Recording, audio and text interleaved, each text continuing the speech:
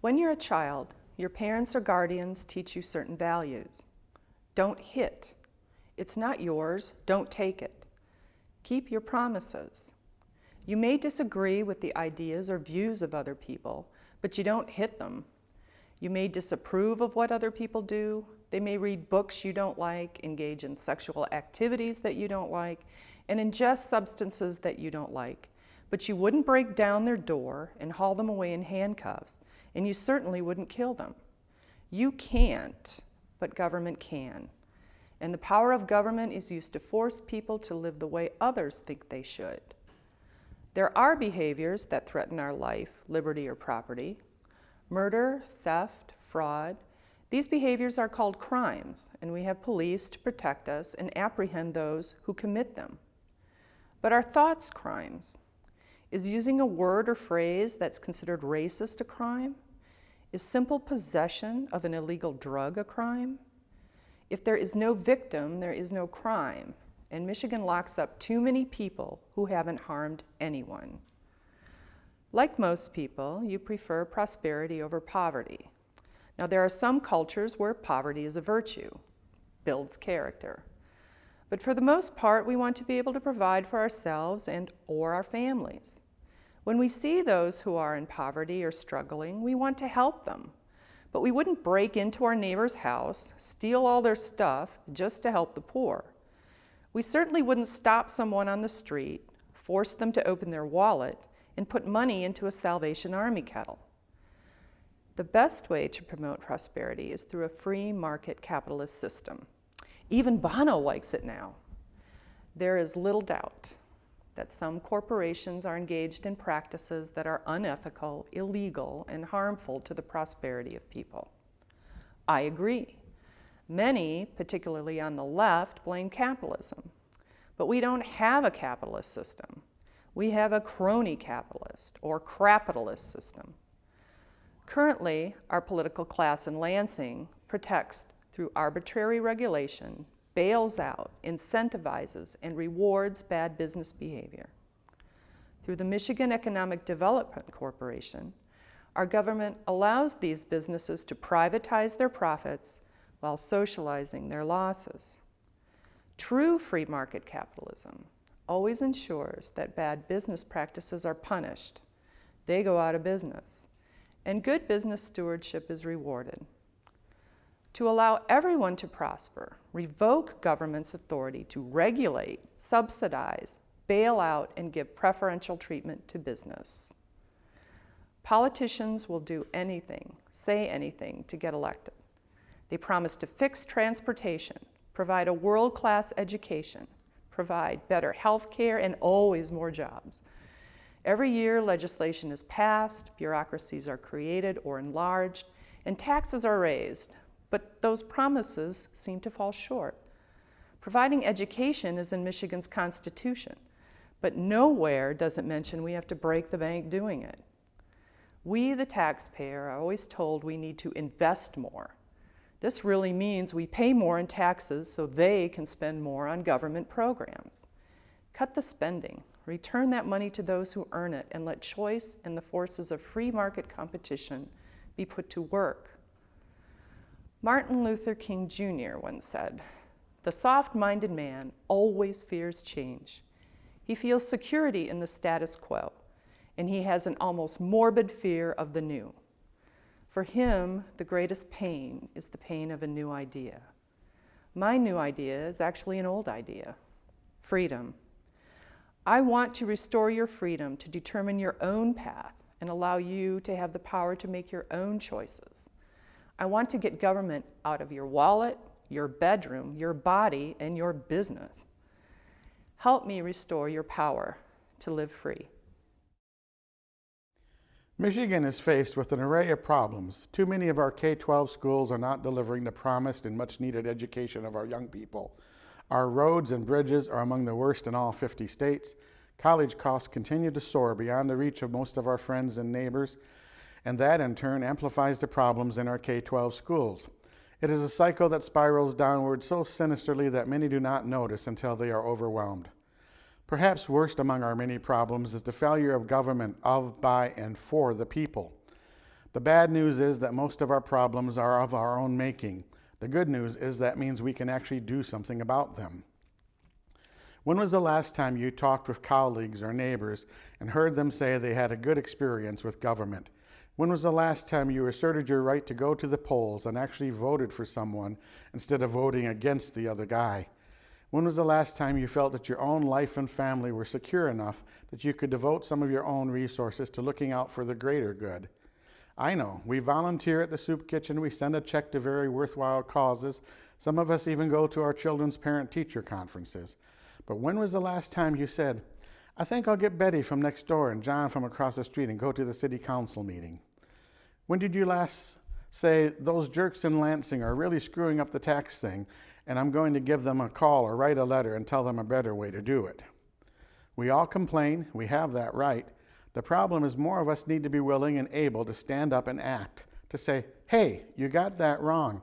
If you did it this way, it would be better, or simpler, or cheaper, or just easier to accept. I am Paul Homic, and I have the right to complain, and now I'm taking the responsibility that goes with that right and acting. I am Paul Homic, and I'm running for governor of the great state of Michigan.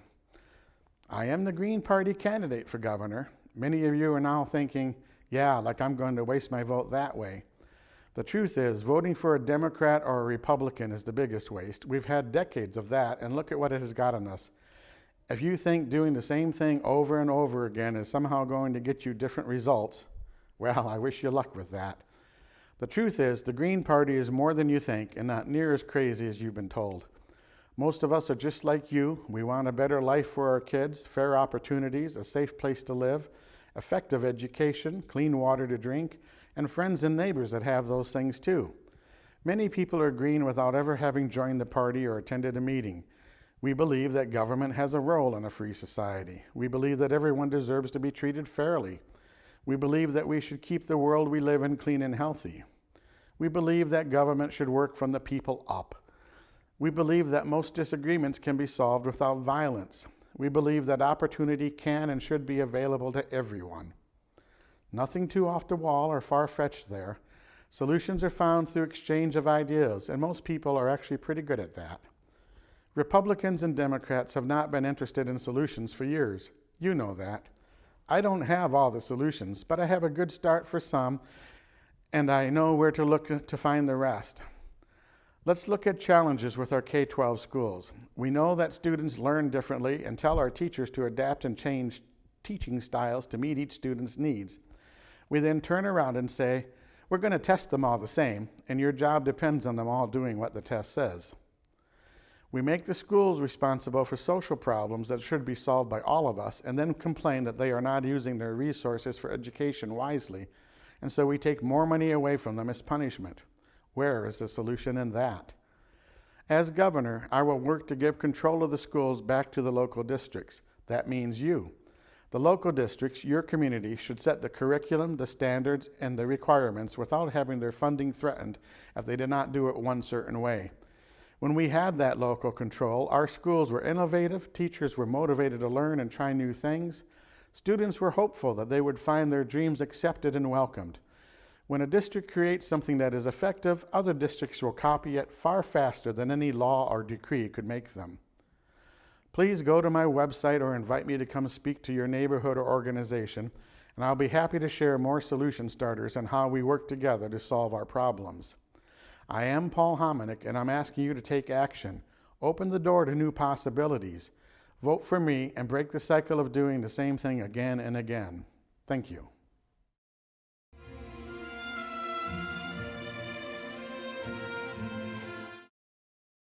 I'm Godfrey Dillard, and I'm the Democratic Party nominee for Michigan's Secretary of State.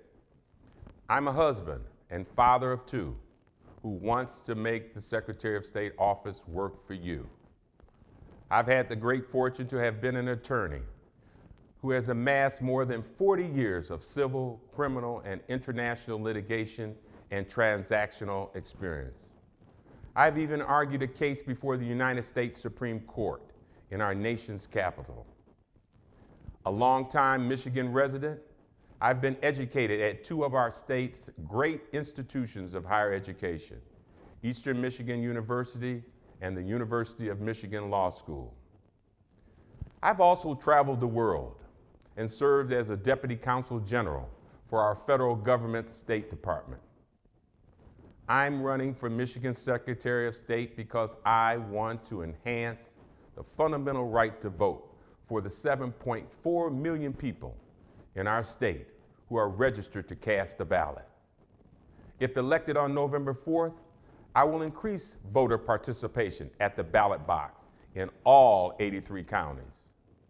I also want to improve enforcement of campaign financing laws, protect the data of citizens, and reduce licensing fees.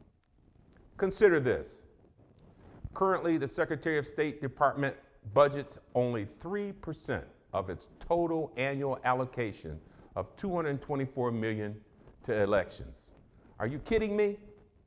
That is totally inadequate to improve the access to voting. If I'm elected, I will promote accessibility for all. I will improve services for seniors. I will lobby the legislature to authorize absentee ballot voting for any reason. I will institute voting pilot programs to evaluate voting by mail, as well as voting early and same-day voting. I will restore transparency to office, all of its functions. I pledge to improve election support services with increased employee training and outreach to citizens. I will implement a supercenter concept which will provide additional capacity and reduce wait times. Finally, I will respect the privacy rights of all Michigan residents, period. I'm a former college basketball player. Help me score a victory for the people. Join our movement. Visit my website, www.godfreydillard.com. Follow me on Facebook and Twitter by entering my name. I'm Godfrey Dillard, Democratic Party candidate for Michigan Secretary of State. Vote for me on November 4th. Yes, we can. Yes, we must. Yes, we will.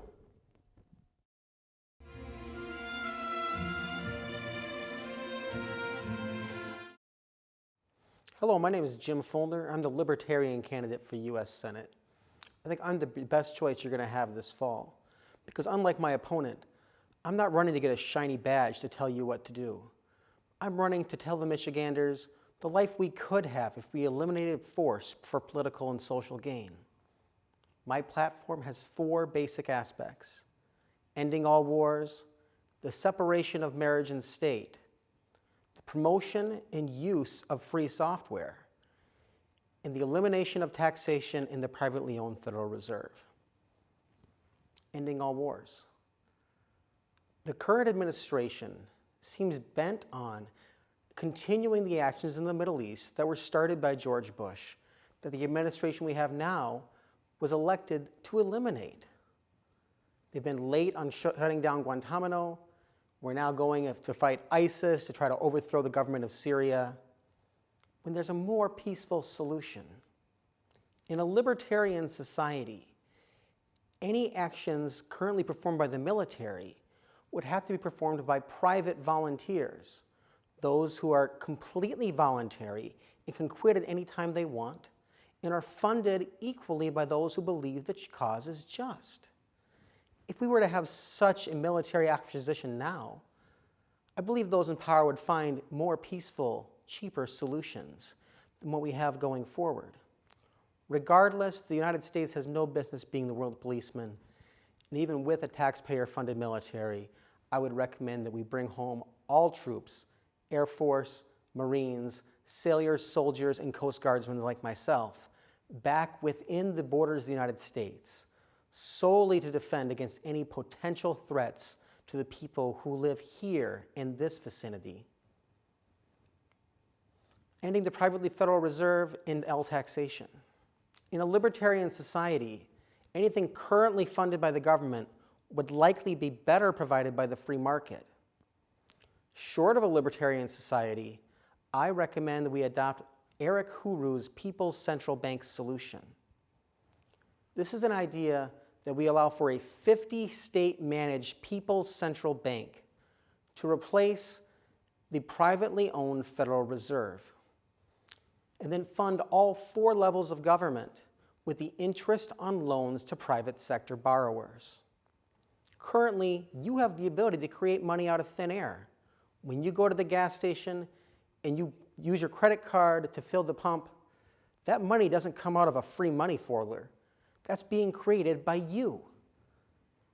Wouldn't you like the interest you're paying on that to go to pay for the roads instead of going to pay to fund the Bank of America, Chase, or all those other large corporations? The separation of marriage and state. The government should treat all people as individuals, whether single, married, gay, or straight. If the government treated everyone as individuals, it would practically eliminate the so-called gay marriage debate. This is one issue that I've found over the years, that liberals and conservatives, if you let them talk about it long enough, will agree. The libertarians are right on this one. The government has no more business telling you you are or are not married as they are saying who is and is not baptized. Lastly, the promotion and use of free software. Free software is defined by the Free Software Society Foundation, www.fsf.org. Would allow people to be able to use software that they can see the source code of. We could finally verify that the information that's being written on your voting tag is what's actually being sent through the voting machine. Moreover, if we allowed government, military, schools, etc., to utilize only free software, the betterment to society would be substantial, because those who currently are looking for proprietary software as a way to make their own profit will be looking to better all of us because they know what they're seeing would be used. There's always a lot more you can learn. I recommend that you read my website at www.jimfulner.com, and most importantly, between now and Election Day, read the Declaration of Independence and decide if the government we have now is still protecting individual rights. If so, please vote for me. If not, you have a much more important thing to do between now and Election Day. Take to the streets and start your own libertarian revolution. Hello everyone, my name is Gary Peters, and I'm running to succeed Carl Levin in the United States Senate, and I would be honored to earn your vote this election. First, a little bit about my background. My family has been in Michigan for generations. I was born and raised in this state in a typical middle-class family. My father was a public school teacher, and my mom a nurse's aide. I married my wife Colleen, and together we raised 3 children. I'm proud to have raised my family in the same state I grew up in, but I worry about the future of our state. Michigan must continue being a place where anyone who works hard and plays by the rules can have a fair shot. Growing up, my parents always instilled in me the importance of service. My dad served in World War II, and he taught me the importance of giving back. So at 34 years old, I joined the United States Navy Reserve, and after the 9/11 terrorist attacks, I signed up again to drill. I decided to run for the U.S. Senate because I'm worried that the future is what it's going to look like for my children and for families all across the state. I want to make sure that Michigan can always be a place where folks can find good jobs and where you can pursue your dreams, whether that means starting your own business or furthering the next step in your education. Since the first day I announced my campaign, I've been traveling around Michigan on a listening tour to hear from middle-class families, small business owners, farmers, and veterans all across our great state. To me, the most important conversations are those that happen around a kitchen table. And over the past year, I've found that Michiganders have a lot in common when it comes to the challenges folks are talking about with their families around that table. In the U.S. Senate, I will continue to fight for Michigan as a common sense, practical problem solver to help reinvest in our economy, rebuild our middle class, and create a strong future. One of my top priorities in the U.S. Senate will be to continue making sure that small businesses have the resources they need to survive, to compete, and to succeed. Our small businesses are the engines to economic growth. They hire locally and are the drivers in reinvesting in our economy. I'm proud to have championed 2 small business lending programs that have given resources and capital to small businesses across our state. And thanks to these programs, thousands of jobs have been created or saved right here in Michigan alone. I am also committed to protecting and preserving Medicare and Social Security. I have fought back against partisan far-right plans that would end the Medicare guarantee and privatize Social Security. To me, Medicare and Social Security are sacred promises and ones that we must honor and protect. Michigan has over 2 million people on Social Security and 1.7 million seniors on Medicare, including my own mother.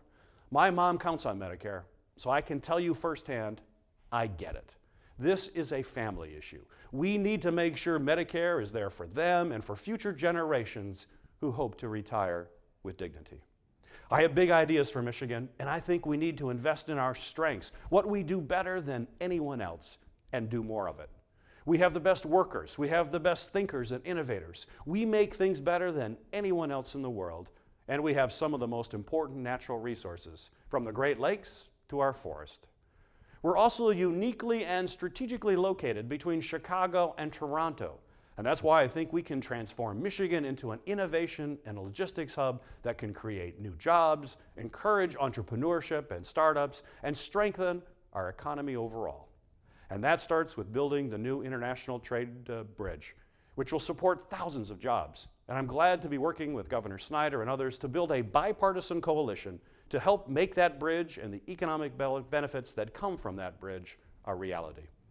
As Michigan's next senator, I will continue to be an independent voice that Michigan middle-class families, small business owners, students, seniors, and veterans can count on.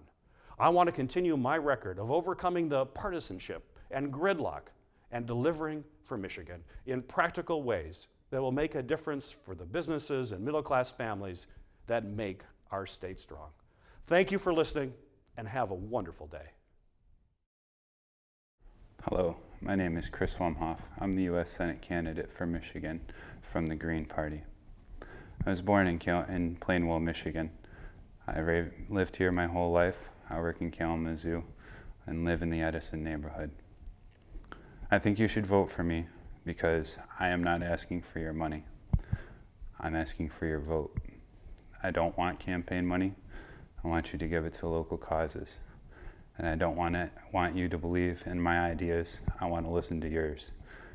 I want you to vote for me because a vote for me is a vote listening to the people like the Water Board in Detroit, like the DCATs in Detroit, like the Land Conservancy in Michigan. I network with local communities. I've been doing it for the last 3 years. I'm running for office to help do a better job of doing what I already do. If I'm elected, I want money out of politics. I'm going to push morally for all politicians to work on the minimum wage of their constituency. And if I'm elected, I will do so. Thank you.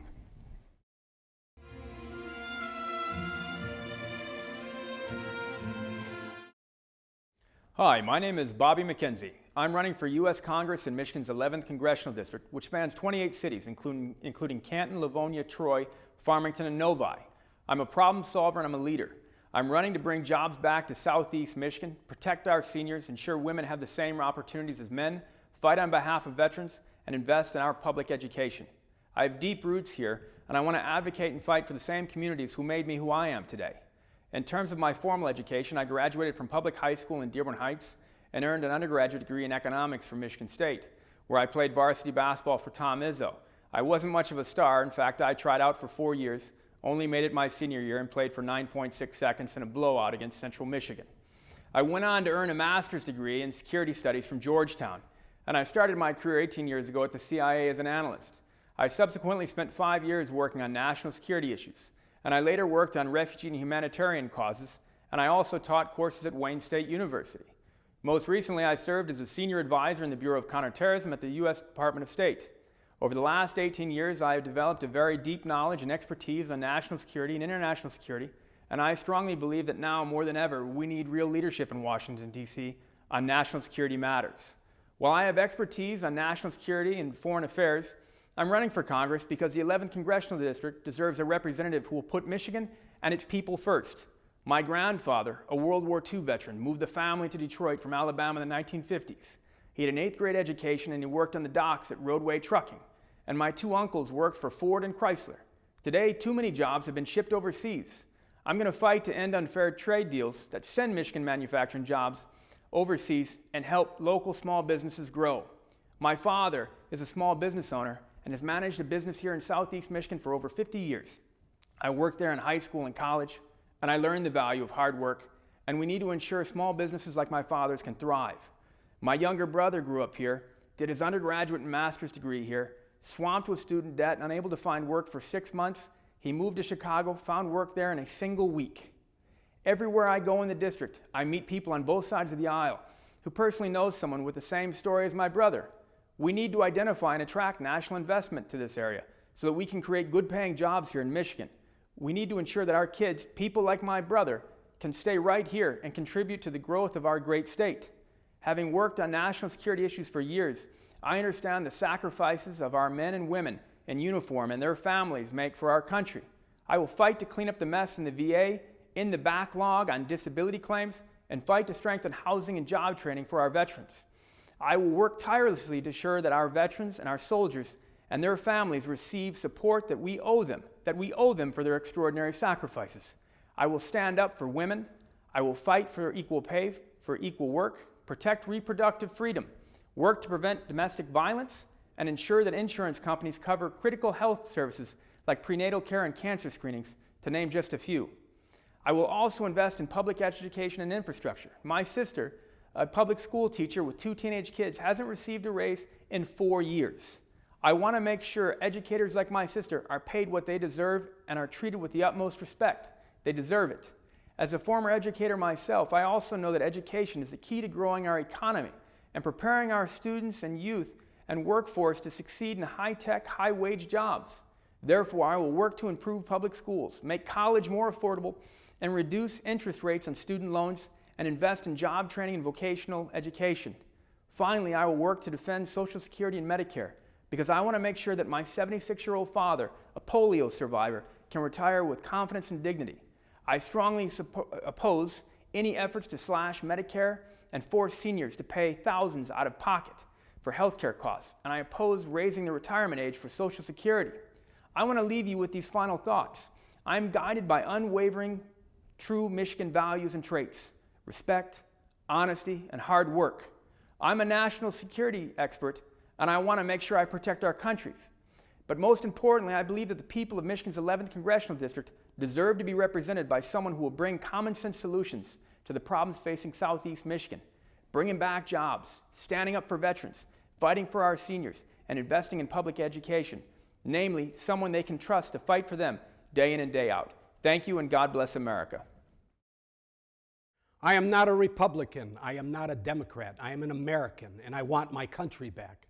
Hello, my name is John Tatar, and I am running for the 11th Congressional District to represent you in Washington. Please see my website, johnjtatar.com, for more information about me.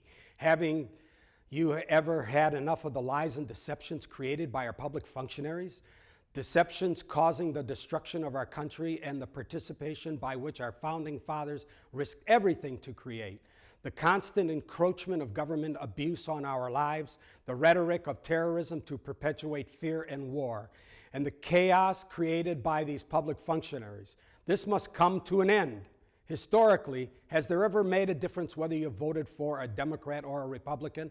Nothing has ever changed. The Democrats and Republicans are not about solving the world's problems. They are the world's problems.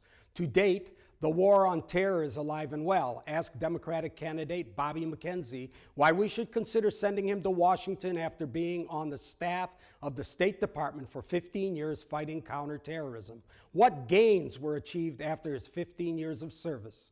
Why should we send him again to Washington for another 2 more years to do something he could not do in 15 years? The American economy is in pathetic shape because of the banksters. The banksters' mortgage industry is still foreclosing on the American citizens.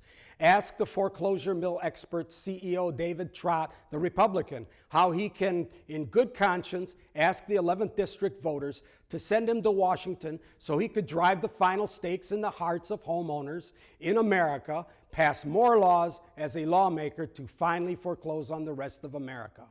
We get the government we vote for. Here we have two of the most self-serving candidates that are running for office to serve their own personal needs. And now you know their past history of Trot and McKenzie, so why would you vote for them? In America, we have republic form of government. That is, protected by Article 4, Section 4 of the United States Constitution. I wonder if either candidate knows what a Republican form of government is. When the public functionaries step outside their delegated authority, he is a usurper. He no longer has the protection of his office and can be sued individually. So why are these public functionaries still in office? I am de jure, that is constitutional. If elected, I would be de jure. I would swear an oath of office de jure. I would stand on all principles de jure. If we look at the United States Supreme Court decision called Norton versus Shelby County, 118 U.S. 425, it's an 1886 case. It says that the unconstitutional act, not a de jure, is not a law. It confers no rights. It imposes no duties. It affords no protection. It creates no office. It is in legal contemplation, as inoperative as though it had never been passed. The entire government in Washington has no idea what de jure means. For if they did, Obama would have been impeached years ago. He has been a usurper ever since he began his reign of executive orders. Only Congress can make law. The president has no de jure delegated authority to make law. He is a usurper. Our Congress holds hearings and press conferences to make it appear that they are in control and doing something about the usurpation of the president. But in reality, they are all in on it. Usurpers have no protection once they step outside their de jure delegated scope of employment. So why has there been no movement on the impeachment? When the American citizens went to Congress to ask them about chemtrails, every congressman claimed ignorance. They had no idea what chemtrails were. Again, the citizens went to Congress asking them for labeling of GMO foods. Congress instead supported Monsanto. What about the bailouts of the too big to fail bankers? Did that help the American people? I could go on about the usurpation of the American politician, but what's the point? By now, each and every citizen should know about the usurpation of the public functionaries. I am de jure. I will fight to bring this government back to de jure status and expose all usurpers. It is up to you, the voter, to make a difference. Will you vote for change, a de jure candidate that knows the Constitution, or one of the other Democrat or Republican candidates who by their past actions have demonstrated their usurpation of the law? Please see my website, johnjtater.com, and Norton versus Shelby County to understand de jure, de facto usurpation, delegation, and ratification. I am de jure. Are they? My name is Dave Trot, and I'm running for Congress in the 11th District. I would like to thank the Southwestern Oakland Cable Commission for giving me this opportunity to tell you a little bit about myself. I have lived in Oakland County my entire life. I grew up here, raised my 3 children here, and built my businesses here. I am running for Congress because I care about this community and want the best for its people. I am a businessman, and for more than 30 years, I have been a job creator. I believe that reducing regulations, updating our tax code, and cutting wasteful federal spending will spur economic activity in Michigan and across our country and create good-paying jobs. I am a problem solver. I have been a problem solver my entire life. I will apply those same techniques to tackling the tough issues in Congress head-on. As a congressman, I will be committed to providing the best customer service for my constituents. It would be an honor to serve the community in which I grew up and chose to raise my family. I am the only candidate running who truly believes in cutting federal spending, lowering taxes, and creating jobs. I am a Washington outsider who is not beholden to any special interest. What you see is what you get. I will not tell you one thing and do another. There is too much debt, too much spending, and too few jobs because of those type of politicians. I believe we must secure our borders. I oppose amnesty and will work hard to protect the borders. This is an important part of strengthening our national and economic security. I have seen firsthand the work ethic and the potential of the people of the 11th District. We possess the knowledge and skills to make not only our district, but our country even greater. I ask only for the opportunity to serve, to make the tough decisions, and to create opportunities for the 11th District to not just grow, but also thrive. I'm Dave Trot, I'm running for Congress, and I'm asking for your vote.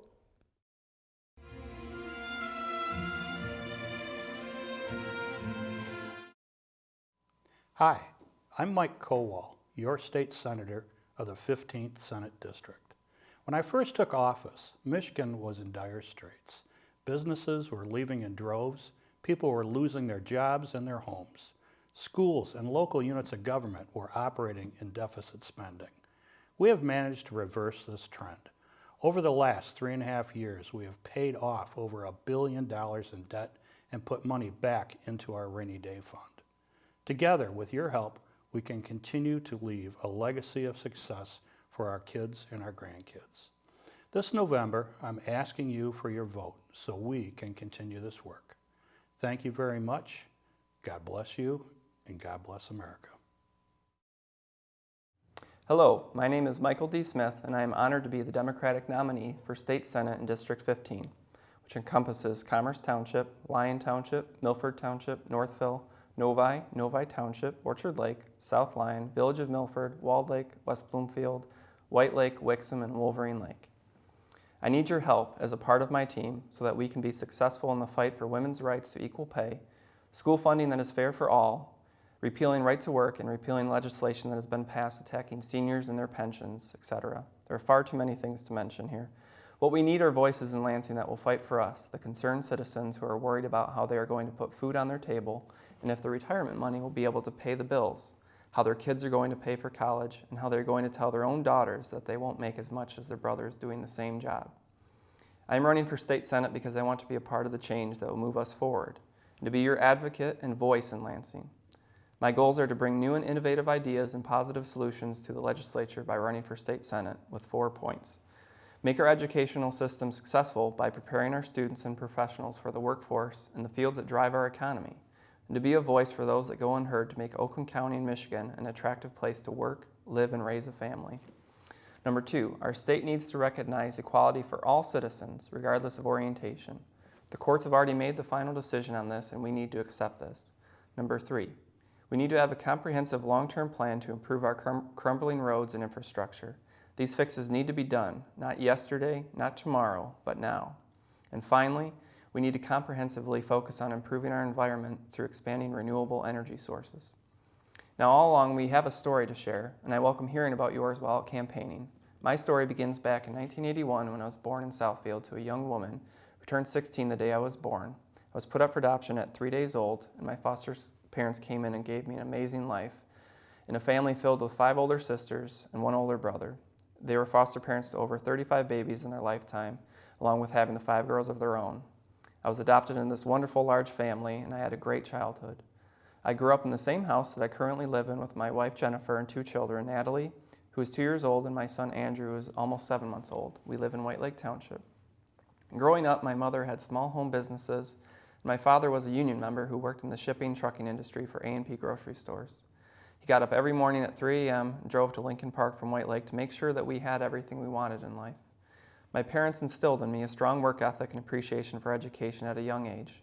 My father passed away when I was 12 years old, and I went from middle-class life to low-income living on state assistance.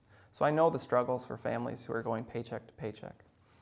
After graduating from Walled Lake Central in 1999, I decided to attend Grand Valley State University, where I obtained my Bachelor of Science degree in Liberal Studies with an emphasis in leadership and diversity in 2003. During my undergraduate years, I was a member of many organizations, including the Delta Sigma Phi fraternity and a college mentor. I was involved in many local charities and fundraising efforts, and in 2003, I was the proud recipient of the prestigious Thomas M. Sikora Outstanding Student Leader Award. After graduating from GVSU, I got a job at the Oakland County Clerk's Office in 2004. While working full-time, I went back to school and completed a Master of Public Administration in 2008 from Oakland University. And in 2010, I left Oakland County for my current position as a Deputy City Clerk for the City of Clawson. That same year, I had a successful campaign run for the Walled Lake School Board. So that brings me to today, with the support of my family and friends, seeking elected office once again. Here I am saying that, like many local elected leaders, my opponent has failed our district and has not listened to the needs of his constituents. Citizens deserve to be represented by someone who will listen and fight for everyone, regardless of their class, gender, orientation, community beliefs, or age. They deserve someone who will work to rebuild Michigan's infrastructure and roads, promote sustainable mental health and educational funding, and who will work to restore manufacturing jobs in West Oakland County. Thank you in advance for your encouragement and support. I will be your advocate and your voice in Lansing that will work tirelessly for what is right to move Michigan forward. If elected, I will listen to your concerns and will work day in, day out to be your voice in Lansing. For more information, I urge you to check out my website or like my Facebook page or follow me on Twitter. My website is www.smithformysenate.com, and on Twitter it's msmith4senate15, and my Facebook is Smith for My Senate. Thank you for your time, and remember to vote Michael D. Smith for State Senate in District 15 on November 4th.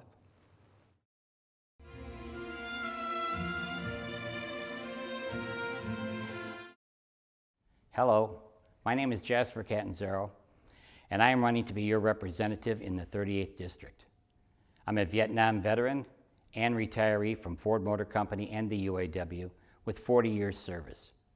I've never run for public office, so this is new to me. However, I'm not blind to what is happening. And since I decided to run, I have found some disturbing facts which some of you may or may not know. In 2011, Governor Snyder's first budget, he cut road spending by 12%. We can all see what this has done. Michigan is now dead last in the United States in road funding. This was passed into law by our current representative. In the last 4 years, our schools have been cut by $52 million. That's $52 million in the 38th District, and it doesn't take a genius to figure out what this is doing to our school system. Again, this was voted on by our current legislator and signed into law by Governor Snyder. Every one of us has seen our Michigan taxes go up. Retirees and those on fixed incomes were hit the worst. Don't take my word. Go ask your tax consultant to show you the difference you are paying this year from 2011. Today, Michigan is now one of the 10 worst states to retire in. Now, under our governor and our current representative, there is talk of raising taxes on gasoline and car registration, but it won't be done until after November during their lame duck sessions, when we can't do anything about it. Our current representative cannot run for this office again because of term limits, something we voted on years ago. So to get around it, he's going to switch jobs with his wife. She is the current county commissioner. Now, she admitted that she helps pick members on the road commission. Now she wants to be our representative here in the 38th. Both of these people are almost lifelong politicians and feel they can get elected just because they're Republican. Now, I want to fix the infrastructure. That means the roads, the bridges, our electrical grid, and our aging water and sewer lines. These things have to be done, so let's do them now. In most cases, the federal government gives us $3 to $4 for every dollar we invest in our infrastructure. This will take people off unemployment. This will also help business and stimulate our economy here. It's a win for everyone. Look, I believe that what has happened in the last 4 years has hurt most people, but it's really going to hurt business more. Their solutions have not helped. You might hear 300,000 jobs were created since Governor Snyder was elected, but he started out during the worst recession ever. We had nowhere to go but up. Currently, Michigan has almost 20% higher unemployment than the U.S. average. We now rank 47th in employment. That means 46 states have better employment than Michigan. We used to be the place people flock to for work. Business is not coming here. Why should they? Our infrastructure is so bad. Our schools are getting worse. Our taxes are causing people to move. In fact, our college graduates are moving elsewhere for work. If you owned a business, would you locate here? Now, our representatives are the 4th highest paid legislators in the country, but they only meet 86 days a year. To me, these people don't care. It's time for a change. I can bring the changes we need. Thank you very much. Hello, my name is Kathy Crawford, and I'm the Republican candidate for the Michigan State House of Representatives for the 38th District, which serves the city of Novi, Novi Township, South Lyon, Lyon Township, Walled Lake, and Northville. I am a lifelong Novi resident, and for my first 20 years, I lived on a farm here with my parents and grandparents who owned small businesses, a gas station, restaurant, farm, machine shop, and more. I know a great deal and have learned a great deal about hard work and perseverance. I grew up with what some might consider old-fashioned values, the 10 Commandments. I also was taught that no one should sit on the sidelines and complain about what other people are doing unless you're willing to do something yourself. So you see, I'm not a newcomer. I know and understand our community. My passion for public service is well documented. My track record for getting things done speaks for itself. There are very few things in the city of Novi that I have not worked to bring about, from the 12 Oaks Mall to City Hall, the library, senior transportation, Novi Theater, Novi Parks, and more. I was the founder of the Novi Senior Center and then spearheaded the design and development of Meadowbrook Commons, which is our senior housing. I have always been an enthusiastic cheerleader and passionate ambassador for our region of Oakland County and the state of Michigan. I really care about what happens here, and I also care about all the people who've made their homes here. After more than 30 years of government service in the field of aging for both Oakland County and the city of Novi, I was overwhelmingly elected to Novi City Council in 2007.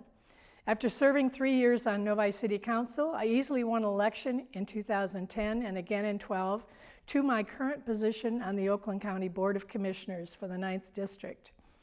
My husband, Hugh Crawford, and I will celebrate our 50th wedding anniversary next week, and we were married in the same Novi church that we both were baptized in. We've raised our family here in Novi. We have 3 adult children, Doug, Amy, and Kelly. And we have 2 grandchildren, Alexis and Devin, plus 2 young foster care girls, soon to be adopted. People are always asking me, why are you running for state office? Well, I wouldn't run if I did not believe that I am the best choice. I am the best person for the job. I think Lansing needs someone like me to represent the citizens of the 38th District. I have been a working, credible, hardworking, and honest public servant for all my life. Lansing needs someone like me who has a proven track record for responsiveness, resourcefulness, common sense, and creativity. I do understand the process. I know that I can make a difference in Lansing. I pledge to ensure that everyone's tax dollars are spent wisely on education, roads, economic development, transportation infrastructure, and health-related services. If you take a look at my website, you'll see countless numbers of organizations, community leaders, and individuals who have endorsed my campaign. Please visit my website at kcrawford.org to learn more about me. And by all means, let your voice be heard by voting. And I hope you will vote for Kathy Crawford on November 4th. Thank you.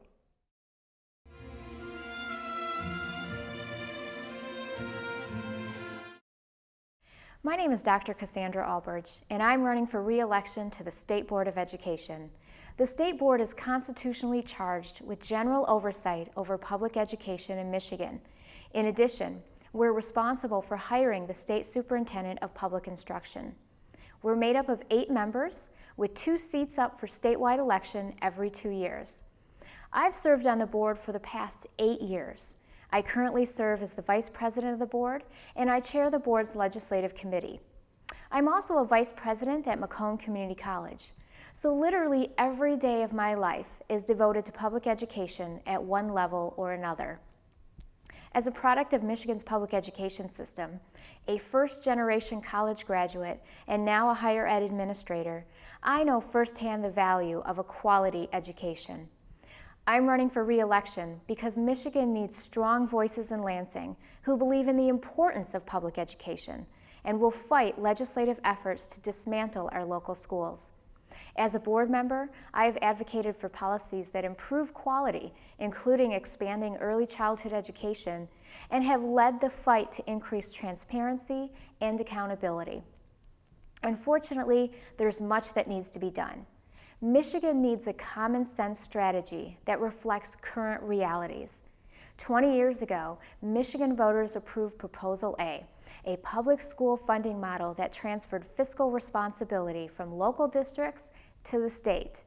Now, each school receives a standard per pupil foundation allowance based on current enrollment or student headcount. The system works well as long as there's a stable enrollment.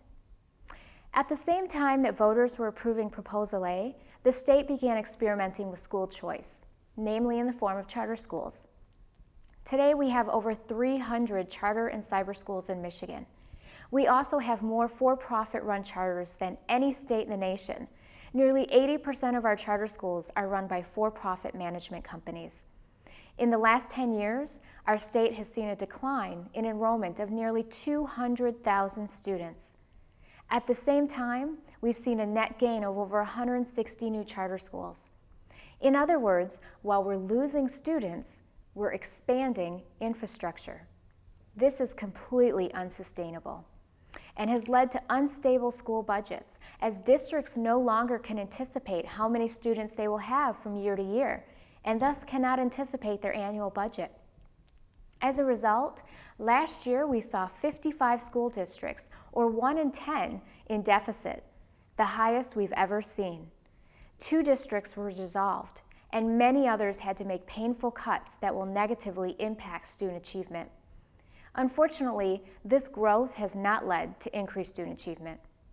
We all want high-quality schools, and for those that are struggling to improve, but it's very difficult to improve when you're operating in such an unstable environment. In order to improve our local schools, we need to stabilize the platform in which they operate.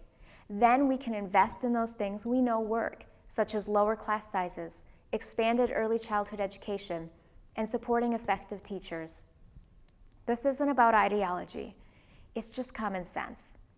As a state board member, I will continue to explore improvements to both our funding model as well as our structure, because Michigan students and taxpayers deserve no less. We need a common sense strategy that will give all our young people the tools and resources they need to be successful in college, career, and their communities. To learn more about my campaign, please visit my website at www.cassandraulbrich.com, and I hope I can count on your support this November. Thank you. I am Sherry A. Wells, the candidate of the Green Party of Michigan for the State Board of Education. Contrary to popular misunderstanding, the Green Party is not a one-issue party. We are concerned not only with the natural environment, but also with the green in your pockets. We are concerned with fairness in how everyone is treated. We are concerned with grassroots democracy, not the corporate and top-down government that for the most part now exists. And we are concerned with nonviolence. These are the first of the 10 pillars upon which our platforms are based. After I read those first 10, I thought, I could live in a world like this. So I want to be part of an organized movement in that direction. All of these concerns apply to our schools. Charter schools are in Michigan, but not in all states, a corporate and top-down government takeover run mostly by for-profit companies. I was forming a proposal for a grassroots solution and learned that House Bill 5268 has exactly that. It is in the House of Representatives Education Committee. Contact your representatives, Vicki Barnett and Hugh Crawford, now to get it out of there, onto the floor, and passed before they all go home on December 18 and it dies. Make it your democracy. We walk our talk. The Green Party and its candidates refuse corporate contributions. We accept donations only from individuals, only from you. Common Core is another important school issue. Corporations are supporting that, and it is supporting them. It is important to assess a child's achievement, but no child learns in a vacuum, only in a decent physical and home environment. The House bill next in number to HB 5268, that's 5269, lists many factors beyond the control of classroom teachers that affect each student's ability to obtain the education presented. My daughter told me that after every anti-bullying school assembly, the bullies had about 2 weeks' worth of ideas they hadn't previously thought of. For that, I propose a culture of respect. Montgomery County, Maryland has such a program that pervades the entire school government. That kind of culture will grow fairness while it reduces violence in a positive approach. Fairness is vital so that all of our students are able to get the basic education in order to achieve what each is most capable of achieving. And I am already working as a volunteer organizer towards literacy. It is not only Detroit that has that problem, but other cities and rural areas in Michigan as well. When I worked for the Department of Social Services, an ADC father, staying with his family instead of deserting them, was studying for his high school diploma. His children gathered their homework around him at the dining room table to be like the big person in their lives. Achieving literacy cannot be only a 2-hour weekly session, and I admire those who volunteer for those one-on-one sessions. We can learn from others around the world, not only from Finland, which the Common Core holds up as an example, as different as it is from the United States, but in 1961, Cuba went from 27% to 95% literacy in 1 year. We can do that. Literacy reduces poverty and crime and grows an appreciation for education. That gives our children a healthier learning environment and lets teachers teach. I earned a degree in education from Michigan State University after completing 2 years at Grand Rapids Junior College. There was an alleged teacher surplus, so a few years later I earned a law degree at Wayne State University. Since then, I have taught every chance I got in evening classes and by public speaking about various subjects. I raised 2 children in our public schools, so I'm familiar with the strengths and weaknesses of our schools. During a year when we lived in Detroit, my son had some amazing middle school teachers. In my current town of Ferndale, my daughter appreciated the diversity in her student body, as well as the non-academic classes, which kept her interest while she struggled with some of the others. Please know that the State Board of Education website is packed with information, videotaped meetings, and materials. I want to hear from you before and after you elect me. Thank you. I'm Jonathan Tade Williams, and I'm running for the Michigan State Board of Education. I've been teaching American government and political science now for almost 20 years as a community college professor. And during that time, I've witnessed a decline in the readiness of students as they've come to my classroom after they've completed their K-12 experience. And that concerns me. And I know it concerns the majority of Michiganians as well. It concerns me so much as an educator and father of a school-age son that I've endeavored to join the State Board of Education to do what I can to turn the tide and assist in Michigan's comeback. My campaign website, parentdriveneducation.com, has enough information and background about me and more than I could ever get around to in this short snippet. When you go there, you'll see that I'm a strong proponent of school choice for parents, that I believe that we should allow parents to have the decisions that affect their child's education. And so much so that I believe in that I've decided to run for the State Board of Education, but I've also joined a charter school back in Jackson, Michigan. Jackson Preparatory and Early College offers parents a viable choice. And you also see in the website, Parent Driven Education, that I believe strongly in local control and allowing the local school boards, administrators, and teachers to do the job that they were elected, appointed, or hired to do.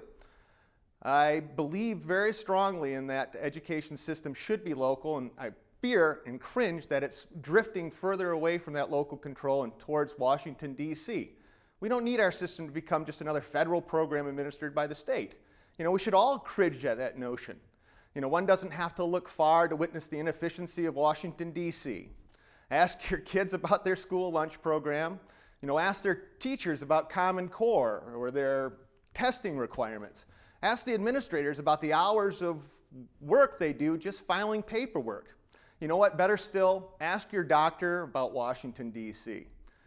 So I'm running to ensure that our precious State Board of Education system does not follow in the path that has become the debacle of our healthcare system.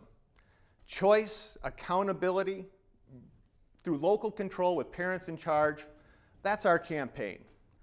I have degrees in political science and public administration. I've been a Michigan Political Leadership Program Fellow. I've worked in the Michigan Senate, been elected twice to the Jackson County Board of Commissioners. I'm happily married. I have a great school-age son, and I'm asking for your support. I'm asking for your vote for me, Jonathan Tade Williams, for State Board of Education come November. I appreciate your consideration. I appreciate your time. Thank you.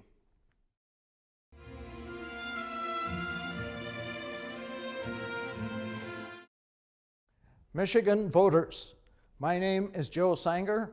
I'm a retired certified public accountant and the Taxpayers Party candidate for the University of Michigan Board of Regents.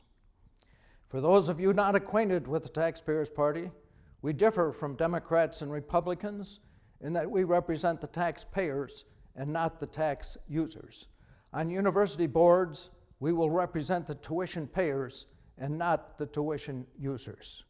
The Northwest Ordinance of 1787 and the Michigan Constitution of 1963 both provide religion, morality, and knowledge being necessary to good government and the happiness of mankind. Schools and the means of education shall forever be encouraged. When I was a freshman at the University of Michigan in the autumn of 1955, the full-time in-state undergraduate tuition rate at the College of Literature, Science, and the Arts was $90 a semester. Today, the comparable charge is $6,909, an increase of 7,577%. At the same time, the Consumer Price Index, as measured by the Federal Reserve Bank of Minneapolis, has increased from 26.8 to 236.2, an increase of 781%. Over the past 59 years, University of Michigan tuition has increased by 9.70 times the rate of inflation, an astounding and totally unconscionable price increase. How this was done is explained in my August 1997 Michigan Taxpayer article, Higher Education in America, Ripping Off the Kids for Fun and Profit. That article is on my website, www.joesanger.com. That's www.joesanger.com. You ought to read it. Had the University of Michigan's tuition increased only at the rate of inflation, today's tuition would be $793 a semester, a reasonable fee. Here's what I propose. The University of Michigan is still using the same method of teaching that it used in 1817.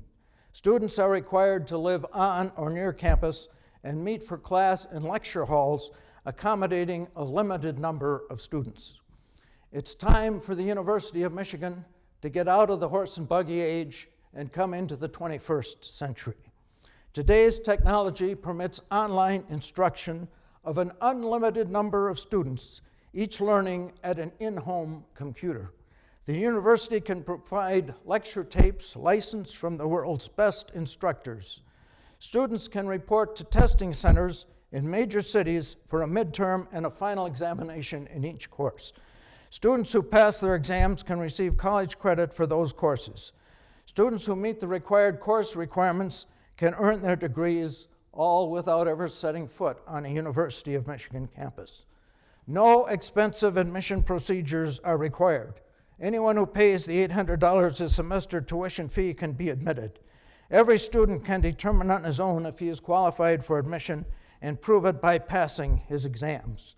The university does not need blocks of residence halls, lecture halls, an army of highly paid professionals, and of admissions eligibility determination administrators. Educational quality can be improved and costs dramatically reduced. By learning at home, each student can save $10,000 a year in university residence hall fees. At $800 a semester, each student can save an additional $12,218 a year in tuition. If the University of Michigan is the first to implement this program, I believe that tens of thousands of new students will want to enroll. If you believe that it is time to bring the University of Michigan into the 21st century, that it is time to stop paying an outrageous price for your children's education, then I ask that you vote for me and my fellow taxpayers candidate, Christine Schwartz, for the University of Michigan Board of Regents. Send them a message. My name is Kathy White. I am the chair of the University of Michigan Board of Regents. I am running for re-election, and I ask for your vote. The state of Michigan continues to transform from a traditional manufacturing economy to a knowledge-based economy. Higher education is a critical piece of this transformation. The University of Michigan must continue to build a bridge between education, science, industry, and government to create the synergy needed to sustain and improve the quality of higher education in this state. The University of Michigan is well positioned to translate knowledge to solve problems of general public interest so that many societal needs can be met. My background gives me a solid foundation to lead the University of Michigan through these changing times.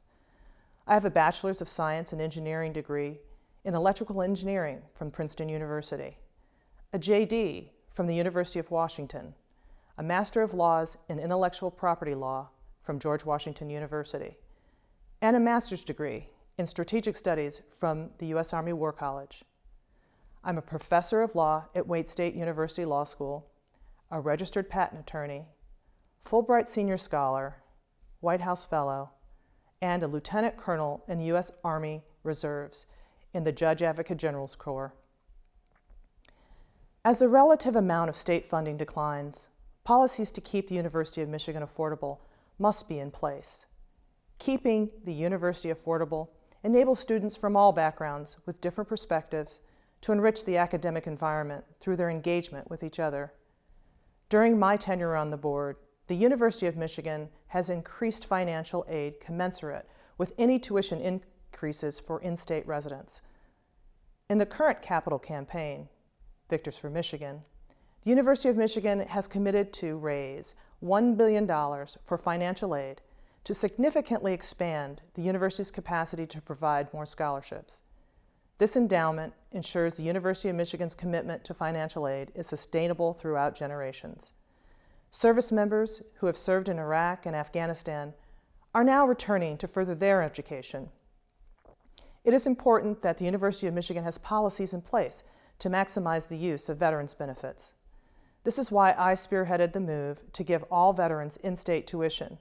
This enables veterans to take full advantage of their veterans' benefits and maximize their funding level. In these times of limited state and federal funding, it is paramount that the quality of education at the University of Michigan is not jeopardized, but energized and enhanced. Regents are elected statewide, so if you are registered to vote in the state of Michigan, you can vote for me, Kathy White, for Regent of the University of Michigan. Thank you.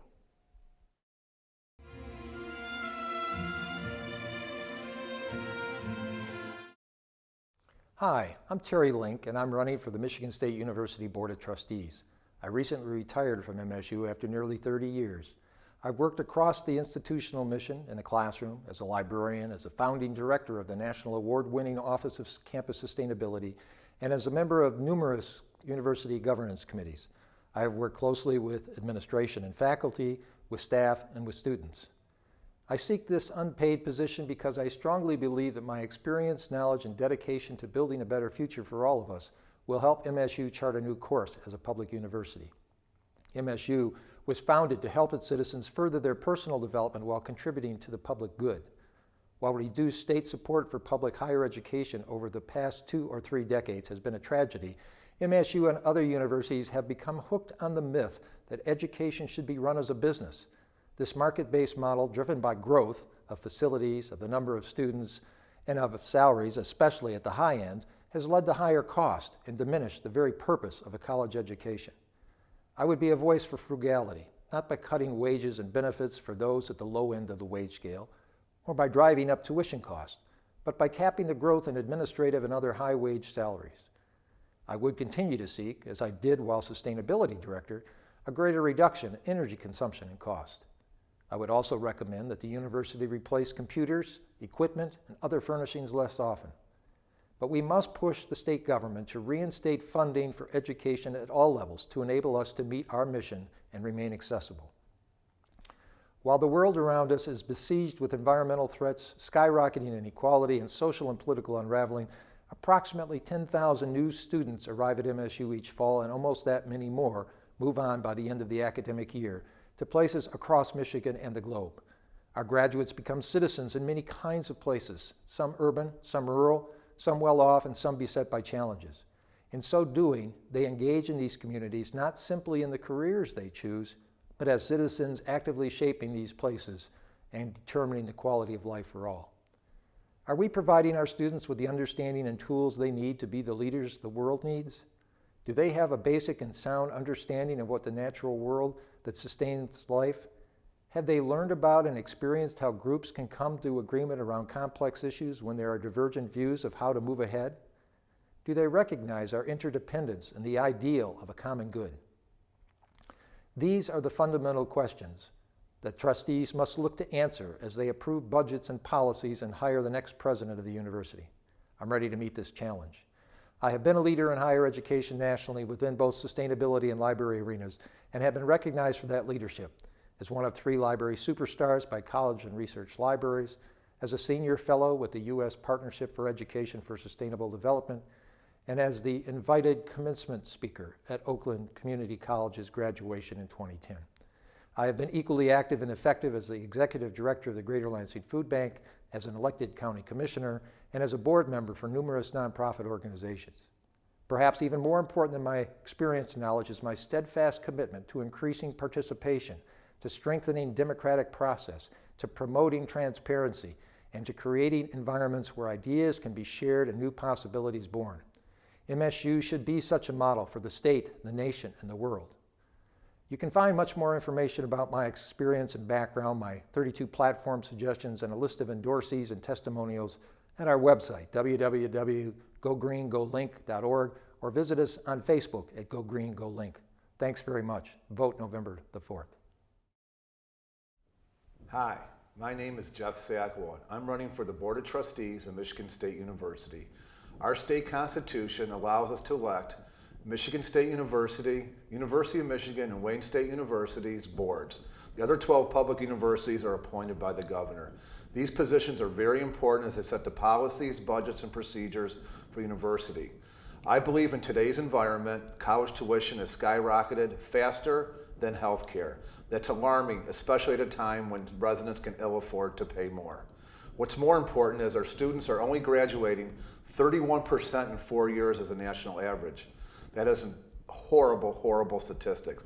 Each student that does not graduate in 4 years holds a place for another student.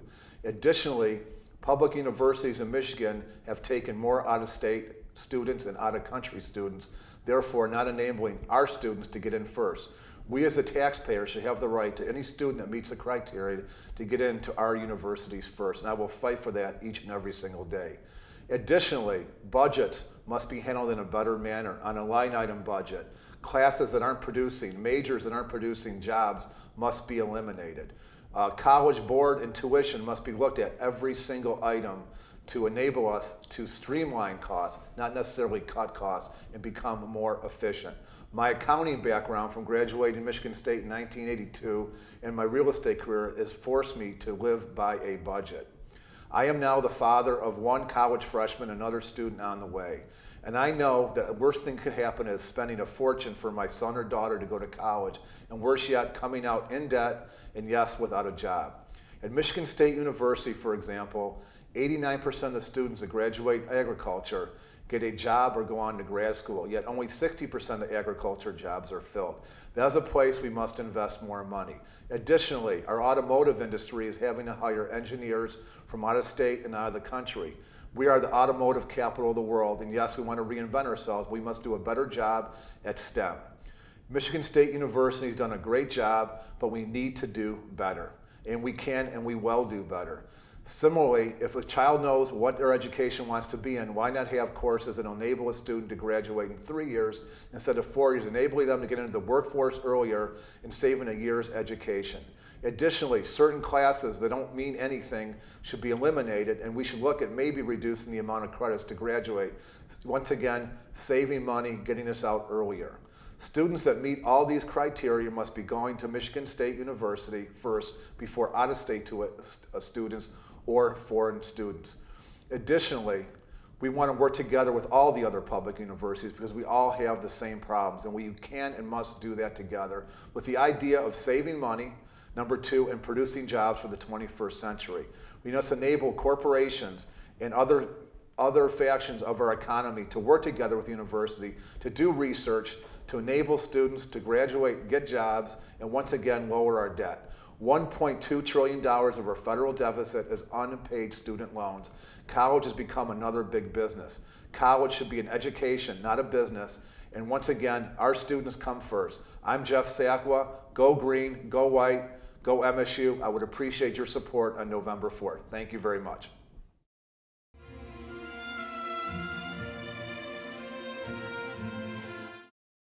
Hello, my name is Satish Jasty. I am a candidate for the Wayne State University Board of Governors. I'll be on the statewide ballot this November 4th. I will tell you a little bit about myself before telling you why I'm running for this position and why you should vote for me. I came to this country in 1975 from India as a 16-year-old immigrant and have lived in Southeast Michigan continuously since then. My parents came here before me so that my dad can earn his PhD at the University of Detroit. Once my dad got his degree, he got a job at the City of Detroit and sponsored me and my brothers to come to this country so that we could have a better education and a better economic future. My parents knew that a college education was key to our success. They taught us that if we can get a good education and work hard, we will be successful. It proved to be true for me and my brothers. One of my brothers is a PhD in engineering, one is an MD, and one has a bachelor's in engineering. They all have successful careers in their chosen fields. I graduated from Wayne State with an accounting degree, got a great job at the Federal Reserve Bank in downtown Detroit, and went on to do my MBA part-time at the University of Chicago. I've been a commercial banker and an entrepreneur. I founded a business-oriented bank, community bank in Southeast Michigan, and lent millions to small businesses during the great financial crisis from 2007 to 2010, when the big banks stopped lending in Michigan. I'm married to my wife, Dr. Sri Jasty, for 27 years, and we have two daughters, ages 24 and 17, currently studying in our universities. We are a family that believes college education can transform lives for the better, and are living proof of that. So why do I want to run for Wayne State University Board of Governors? I care deeply about my alma mater, and I want to help Wayne State achieve excellence. I went to two city universities, and understand the unique challenges and opportunities faced by students at those kind of universities.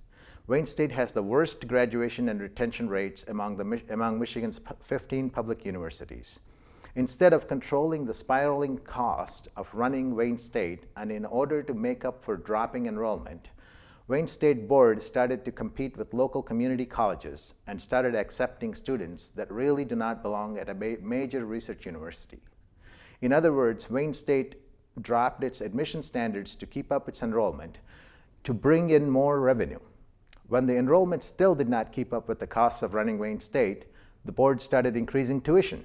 Wayne State has the fastest rate of tuition increases in the state. 2 years ago, the board increased tuition by almost 10%. In 2013, the board, without understanding the costs involved, signed an unheard of 8-year contract with the union. What happens if we have another recession? Wayne still has to pay the increases year after year written into that contract, while other organizations can freeze their wages to cope with the economy. Well, at Wayne State, the board will just increase tuition to pay their ever-increasing costs. They know that most of those tuition dollars come from student loans, which are becoming a huge problem for our country and our kids. We need to elect people that have business and entrepreneurial backgrounds to help Wayne State cut costs, increase revenues, not by increasing tuition, but by increasing enrollment, by recruiting more international and out-of-state students who pay more than in-state students, but not at the cost of turning away eligible in-state students. We need to increase the university's reputation by increasing the worst graduation and retention rates. This will in turn attract more qualified students and professors. The better professors will bring in more research dollars through grants. If properly managed, Wayne State can be for the city of Detroit and Southeast Michigan what University of Michigan Ann Arbor has become for the city of Ann Arbor and Washtenaw County. Wayne State spends about $1 billion annually in our economy. We need to balance the board at Wayne State. Most of the board members at Wayne are either former union officials, educators, attorneys, or Democratic Party political staffers. And now the Democratic Party nominated 2 more attorneys to stand for the election at Wayne State. I'm a businessman, a banker, an entrepreneur, and someone that comes from a family that is dedicated to higher education and know what a young person can achieve with a college degree. I urge you to elect me, Satish Jasty, for Wayne State University Board of Governors this November. Thank you. My name is Marilyn Kelly. I'm a candidate for the Wayne State University Board of Governors.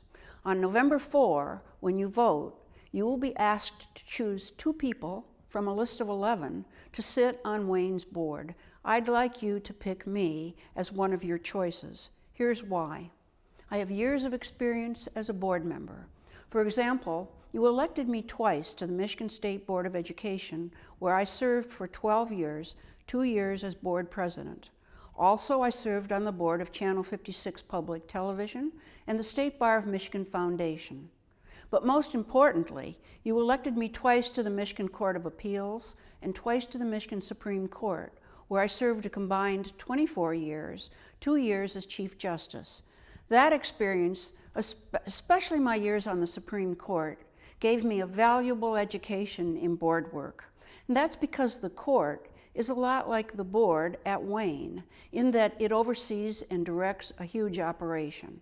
The court oversees all the state courts. The Wayne Board of Governors oversees the university. In addition to my experience as a board member, I'd like you to know about my long and close association with Wayne State University. Obviously, people who ask you to elect them to the board should be able to demonstrate that their interest in the university did not spring up just yesterday. In my case, I graduated with honors from Wayne's Law School. I've served for many years on its Board of Visitors. The law school has honored me with an honorary Doctor of Laws degree, and the university has awarded me its Distinguished Alumni Award. Since I left the court at the end of 2012, I've taught at the law school, which has been good enough to name me its Distinguished Jurist in Residence.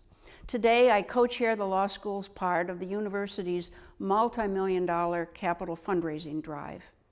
If you elect me to the Board of Governors, you may be certain that I will actively pursue several objectives. I will work to keep student tuition low. An undergraduate resident student living on the university's campus spends about $21,500 per year, a lot of money. But think of this. Wayne is among the least expensive of Michigan's public institutions. I will work to keep tuition down. Also, diversity of the student body is important. Wayne's students come from nearly every state in the Union and from 60 countries. 36% of the undergraduates are minorities, and another 11% are international. I think this diversity benefits everyone at the university by better reflecting society and offering varied backgrounds and perspectives. I will work to keep the student body diverse. Finally, I will work for excellence in Wayne's academic programs. Students are entitled to full value for their tuition money. They should get an education that will both enrich their future lives and enable them to earn a good living. I'm so impressed with the students at Wayne. They're bright and eager and fun to teach. I've developed a class called Access to Justice that teaches law students about what's called the justice gap. The justice gap is the gap between the number of lawyers who are available to handle cases for people with the money to pay them and the number of lawyers who work for the poor. I feel strongly that it's important that our law schools educate lawyers willing to work for the poor and the underprivileged, and yes, even for people with a living income, but who can't afford the price of a lawyer to represent them in court in a civil matter. Because of my concerns about the justice gap, I've endowed a permanent scholarship at Wayne's Law School for students who are devoted to practicing public service law when they graduate. If you decide to vote for me, there are 2 ways you can do it. You can vote a straight ticket for the Democratic Party. That will not only automatically cast a vote for me, it will cast a vote for Dana Thompson, an excellent candidate who is a law school teacher at the University of Michigan and was formerly a teacher at Wayne's Law School. If you don't vote a straight ticket, You can choose Dana and me when you get to the part of the ballot entitled Wayne State University Board of Governors. Meanwhile, you can find me on the web at MarilynKellyForWSU.com. I look forward to serving you once again.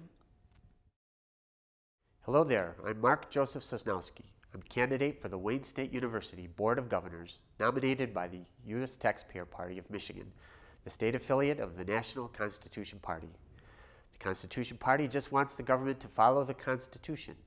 If you think that's the way things should be, I invite you to read the party platform at www.constitutionparty.com.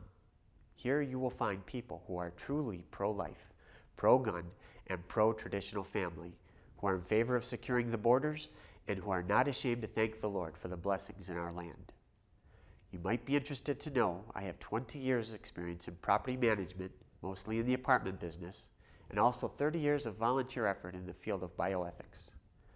I am campaigning on 3 basic issues. First, to work for the end of inhumane treatment of dogs in the Wayne State University research labs, where there has been ongoing protests of tortuous treatment of dogs, some of whom could be somebody's lost pet, undergoing experimental procedures to gather scientific research, which has been shown to have questionable value in the medical care of humans. If your pet was lost, sent to a pound, and sold to a research scientist, would you deem it appropriate for the university to accept grant awards of funding to test your pet to a painful state of exhaustion, and then destroy it for no good purpose other than to win research dollars? If you love animals, find my name on the ballot and vote for me.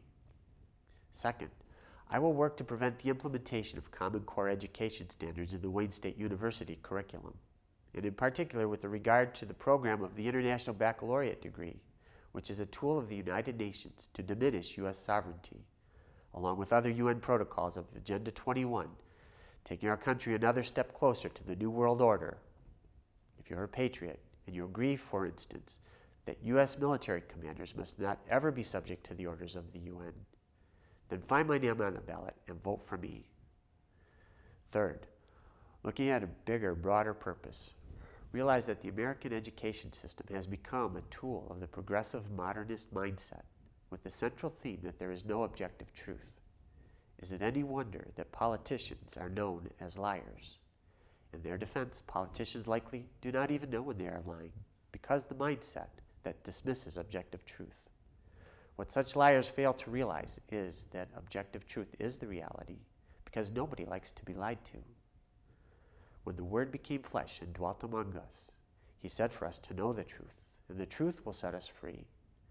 His opposition has been working all these centuries to turn that around, and now we have progressive modernists tell us to give them liberty, and they will tell us what is true. Take a look at the French Revolution, the Bolsheviks, Red China. Rather than follow the golden rule, they took over by force and disguised tyranny as liberty. It's a lie, designed to give them ultimate control in what one wise world leader labeled the tyranny of relativism. And before you go thinking that these attributes are not in the purview of the Board of Governors, I invite you to read the Wayne State University mission statement to be an urban institute of research and create knowledge. Please pause to ponder that and compare it to the documents of our founding fathers who noted truth to be self-evident. You see, in a subtle way, the powers that be will define your world, remove God-given rights, and create a new class of slavery unless you move to stop it. So, find my name on the ballot, Mark Joseph Snowski, and vote for me. Hello, I'm Dana Thompson. Thank you, voters of Southeast Michigan, for the opportunity to talk briefly about why we must fight to ensure that our children are educated. This is why I'm running for the Wayne State University Board of Governors in the November election, because I believe it is time to have someone who will fight for a quality education and ensure that our students who enroll at Wayne not only get the education they need, but also are able to graduate. As a university teacher, I know firsthand what it means and what it will take to bring this to fruition. I've seen in the classroom when I first taught at Wayne State Law School the challenges our students and faculty face in ensuring a meaningful education. Where I teach now at the University of Michigan Law School, I see how our students can excel when they're given the tools and the resources necessary. I am running on a vision that is inclusive and will not only help renew America's promise to its young people, but also address issues of disparity in enrollment and opportunities. The Wayne State University Board of Governors needs someone who understands firsthand the struggle in the classroom and the school-student relationship. And I will represent that if you give me the opportunity to serve you as a member of the Wayne State University Board of Governors in this election. Public education is important to our enhancement as a region, and I want to make sure that Wayne State enhances the value of public education by becoming a voice for you in this region. I ask for your vote on Election Day, this November 4th, to safeguard an important value to our children, the right to an empowering education. Thank you.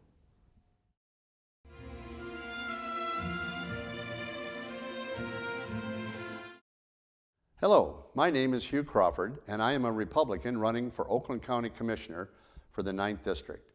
I want to thank the Southwestern Oakland Cable Commission for allowing me this opportunity to speak to you. Just to give you a brief bio, both my wife Kathy and I were born and raised in Novi. We have been married for 50 years and are the parents of 3 grown children and 2 not-so-grown grandchildren. I graduated from Northville High School and then served 4 years in the United States Marine Corps. After leaving the Marine Corps, I worked for the Xerox Corporation for 22 years, from where I retired. During my 15 years on the Novi City Council, 8 years on the Oakland County Board of Commissioners, and for the last 6 years as your state representative, I helped oversee budgets that were perpetually balanced. That sense of fiscal responsibility is precisely what I will bring to Oakland County. My core principles and priorities are supporting fiscally responsible policies, emphasizing the importance of improving roads in Oakland County, promoting economic development, operating an efficient government at all levels, supporting laws that protect seniors from personal and financial threats, and making difficult decisions in the best interest of my district and the county. As my record indicates, public service is not a spectator sport for me. As a Novi City Councilman, an Oakland County Commissioner, and a state representative, I have been fiscally responsible with the constituents' tax dollars. We have been through difficult economic times in Michigan. A consistent approach of tax reduction and spending curbs worked to bring us out of our budget crisis. I believe in the future of Oakland County and the state of Michigan. I know that with fiscally responsible way we are operating our government, our future is much brighter. I have always considered myself to be a dedicated, honest public servant and wish to continue that dedication in years to come. There are challenges ahead, and with your vote, I look forward to serving you as your next Oakland County Commissioner. Thank you. Hello, my name is Colleen Crossy. I am running for Oakland County Commissioner, representing Novi, Novi Township, and Northville. I hold a master's degree in social work from the University of Michigan and a certificate in labor and industrial relations. I know that a fair, just, and safe workplace improves a company's bottom line. This is not just opinion, it's a fact. I have worked for employers who agree to follow a negotiated contract for their workers. It was there that I received sufficient wages to pay for my tuition, my car loan, and my basic cost of living. As County Commissioner, I will help our small businesses and entrepreneurs get more online visibility and improve their bottom line. I will put a directory of small local businesses online so that customers can more easily see where to shop. When customers click on the company's name, they will go directly to the company's website. The link to get this online directory will be put on the first page of our Oakland County's website. I want to reach out to struggling small businesses and tell them about Oakland County's microloan program. It is called SEED, C-E-E-D. You can find more details on my website, ColleenCrossy.com. I am a problem solver. I have fought my entire career for the rights of seniors, victims of domestic violence, and children at risk from poverty conditions. I have signed petitions and have been an activist for a full range of social justice issues. A few of these are environmental protection, funding for education, and equal pay for equal work for women. If there is one thing I know, it is that voters have power. When women vote, families win. Women are the caretakers and employees who must stretch their dollars in order to take care of their families. Make no mistake, our economy is a women's issue. Women in America have had the vote for less than 100 years. If women use the power of the vote on November 4th, we will send a united message to our lawmakers who, like my opponent, have not been listening. I am running for commissioner because, like you, I want our children to live a better life. We teach our children to study hard, get a good education, and if you work hard, you will succeed. The promise of America is that no matter what your background, your gender, your race, creed, or station in life, if you work hard, you will succeed. My opponent has failed to keep this promise. He has voted for budgets that reduce school funding, tax the retirement pensions of our seniors, and give tax handouts to Wall Street at the expense of Main Street. If our tax system does not work for businesses, change the whole thing and stop favoring big business over small business. The American dream works when everyone plays by the same rules and everyone gives their fair share and everyone gets a fair opportunity. I will invest in our communities to get our crumbling roads and bridges fixed. I will fight to protect our water from potential accidents and make polluters pay for the damage they have done to our water. I agree with putting our water and sewerage department under regional control. This gives us more say in the decisions made that affect our lives. Water is the most precious thing on earth, and no one has the right to pollute it. Lastly, I will get more accountability from Oakland County's animal shelter. Our pets are members of our family. Our lost and homeless pets deserve the best treatment available until they find a good home. I'm a proud parent of Novi public school children. They are the reason I'm running for commissioner. I am fighting for their future and for the future of your children. Together we can keep the promise of America. In the words of Godfrey Dillard, yes we can, yes we must, and yes we will. My name is Colleen Crossy, and it would be an honor to serve you as Oakland County Commissioner. Thank you.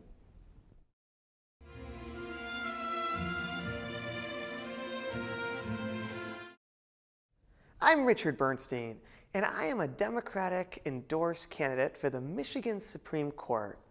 I have come to learn through facing challenges, obstacles, difficulties, hardships, that life is not always fair. But you know what? Our judges should be. Our judges must be. I believe in the idea of blind justice. I believe in the idea of fairness for all people. I want to bring blind justice to the Michigan Supreme Court. It is time that our courts become blind to special interests, blind to partisan politics, blind to political ideology. I want to fight for fairness. Fairness for all people. Fairness for the factory worker who's been injured on the job. Fairness for the senior who's afraid to go out of their home any time of day or night. Fairness for the single mother who's working desperately hard to put food on her table, pay her rent, and make it through for yet another day. When a case reaches the Michigan Supreme Court, the stakes simply couldn't be higher. The court affects every facet of our lives. Everything from the air that you breathe, to the water that you drink, to the schools that you attend, to your quality of life at the workplace, to the safety that should exist at the workplace, to the privacy that we must all come to respect. These are all issues that are defined and impacted by the Michigan Supreme Court. But what is remarkable is that over 30% of our state's voters do not vote their ballot the entire way through. Over 30% of our state's voters don't vote all the way through, which means they lose their voice in defining such important issues, their voice in defining the issues that affect so many of us in so many profound ways.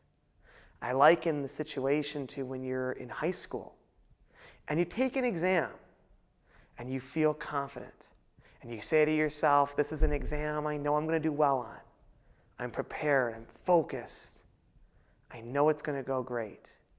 You hand it in and the next day the teacher gives it back to you and you realize you got a C. So you approach the teacher and you say, I don't get it. These were all questions that I knew. And the teacher says to you, yes, indeed. You got every question on the front side correct, but you didn't turn the exam over. And by not doing so, you missed all the questions on the back side. I'm here today to ask that you please vote your ballot all the way through. I'm here today that you please go to the Michigan Supreme Court section on the ballot, and I'm here to ask for your support. I'm here to ask for your vote. My name is Richard Bernstein. I'm a candidate for the Michigan Supreme Court. And if I am able to convince you to please finish your ballot and vote all the way through, then the one promise I can make is that Michigan can have true and profound blind justice. Hello, my name is Bill Murphy, and I'm a candidate for the Michigan Supreme Court. The Michigan Supreme Court, a judicial race, is found on the nonpartisan portion of the ballot. So when you go to vote, you need to go to the nonpartisan portion of the ballot, either at the bottom of the ballot or on the back, to vote for judges. I am currently the Chief Judge of the Michigan Court of Appeals. The Michigan Court of Appeals is the second highest court in this state, second only to the Michigan Supreme Court. The Court of Appeals handles thousands of appeals a year and is the court of last resort for roughly 98% of the appeals in this state. I have been a judge on the Michigan Court of Appeals for 26 years, during which time I have been called upon to rule in thousands of appeals, covering virtually every area of the law. In addition, the Supreme Court, in recognition of my leadership and administrative abilities, has, on 3 occasions, appointed me Chief Judge of the Michigan Court of Appeals. In the capacity of Chief Judge, I provide leadership to 27 judicial colleagues, a staff of 180, and an annual budget in excess of $22 million. During my tenure as Chief Judge, I'm proud the Michigan Court of Appeals has received national recognition as one of the leading appellate courts in the country. Prior to becoming a judge, I practiced law for 17 years, representing people in all walks of life and dealing with a variety of legal and personal problems that my clients brought to me. I'm seeking election to the Michigan Supreme Court because I truly believe that my professional and life experiences as a practicing lawyer, as an experienced appellate judge, as a proven administrator, will enable me to make an immediate, meaningful contribution to the Supreme Court in its service to you, the public. No other candidate for the court has more practical or judicial appellate experience than me. I have the experience to judge what is right. Now, the fact that I have a little gray in my hair reflects that I have a number of years of life experiences as well. And as they say, with age comes wisdom. I believe wisdom is one of the important attributes of anyone serving on the Michigan Supreme Court. On a personal level, my wife and I have been married for 47 years. We have 4 grown daughters, of whom we are very proud, great son-in-laws, and 7 grandchildren, whom we love dearly. I am greatly interested in their future, as well as yours, and how the court system can best serve them. So when you go to vote, be sure to go to the nonpartisan portion of the ballot. Look for the Supreme Court race. Look for the name Bill Murphy. I would be honored if you would give me one of your 2 votes. Thank you for considering me, Bill Murphy, for the Supreme Court. Hi, I'm Justice David Vivano of the Michigan Supreme Court. Thank you for taking the time to learn more about the candidates in my race. I'm a rule of law judge.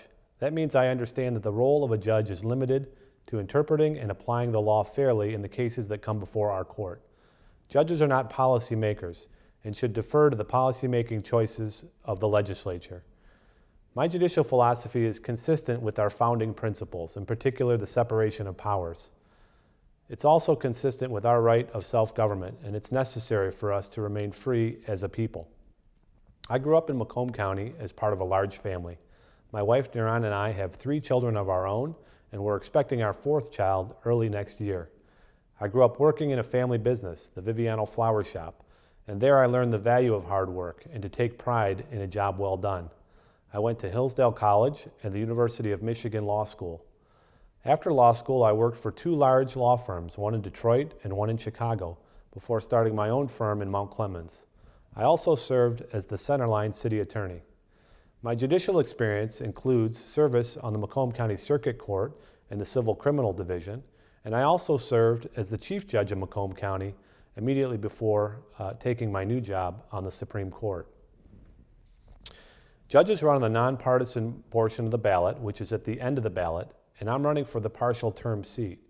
To learn more about me, please visit my website, www.vivianoforjustice.com, or my Facebook page, facebook.com/Justice David Vivano. On the Facebook page, there's a lot of personal information, and I think that will really give you a good idea of what I'm all about. I'm honored to serve on the Michigan Supreme Court. It's a public trust and not one that I take lightly. Please remember to vote for me, Justice David Vivano, when you vote on November 4th or fill out your absentee ballot. I hope I can count on your support.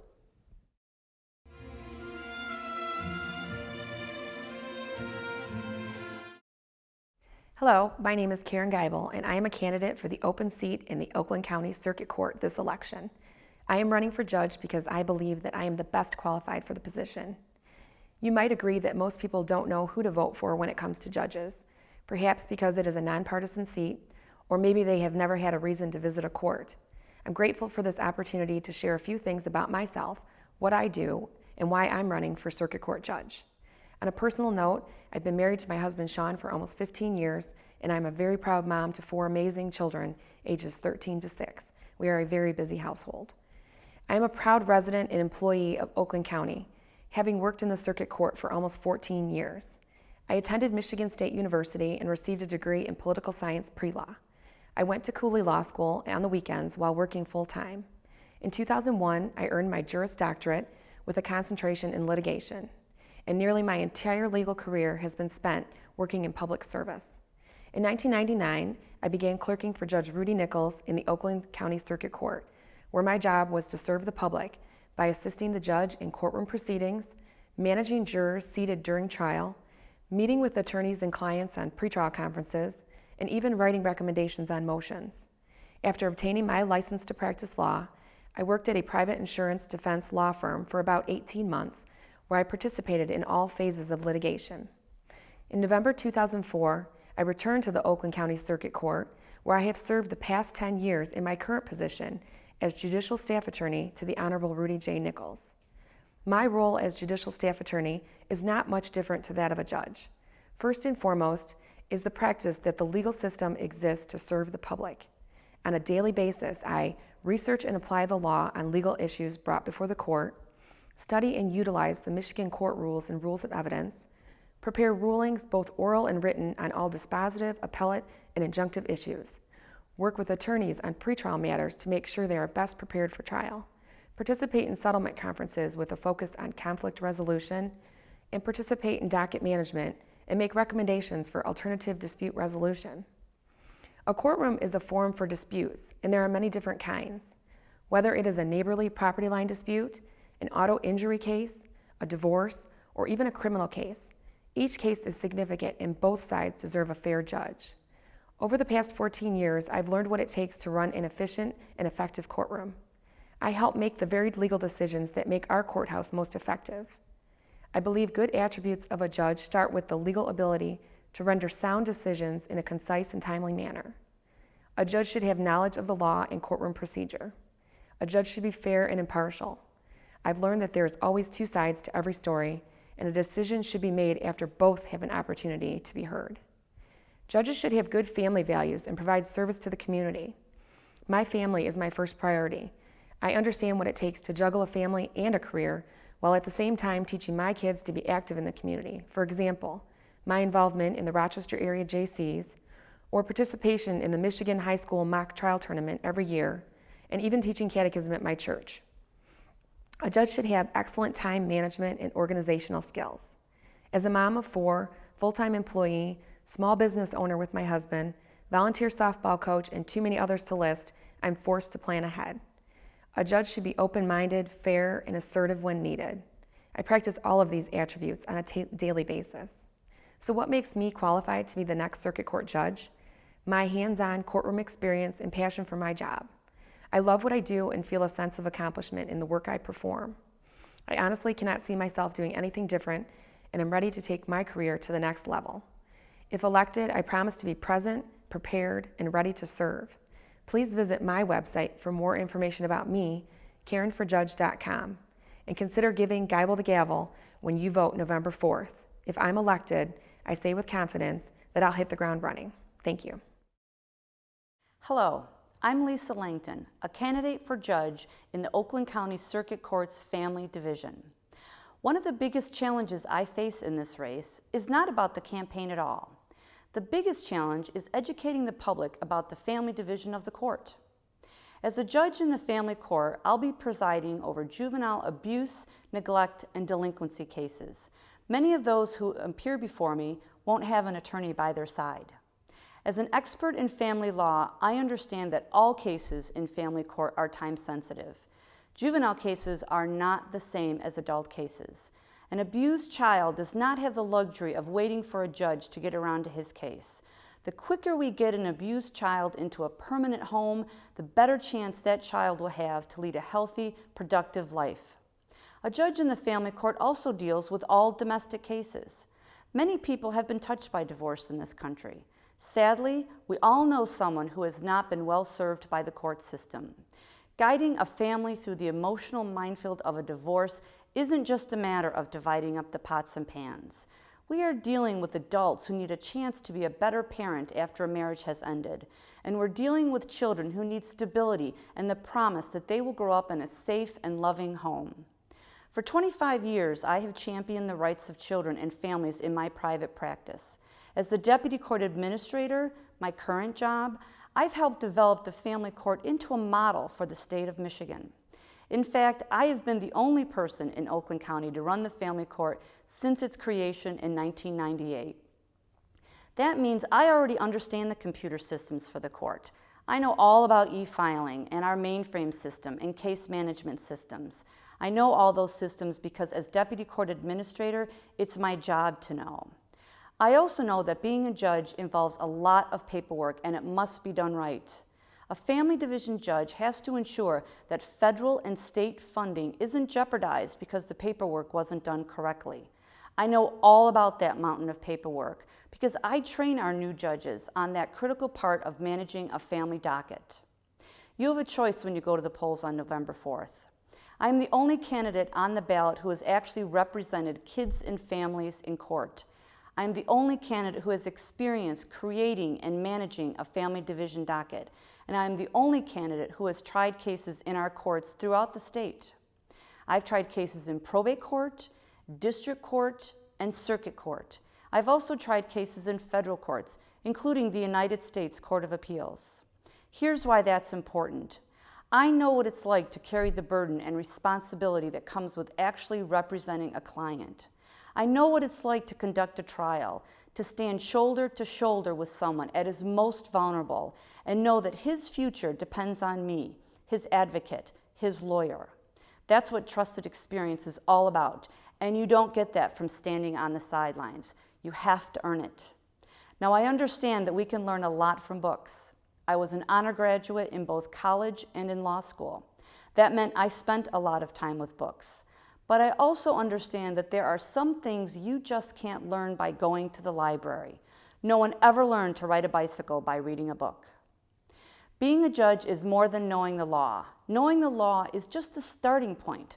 A good judge is forthright, honest, and reinforces knowledge of the law with patience, hard work, but mostly experience. I'm asking your vote on November 4th because I already have the experience and knowledge needed. I won't need any on-the-job training. I have seen the difference a good judge can make in the lives of our family, and I will be that good judge.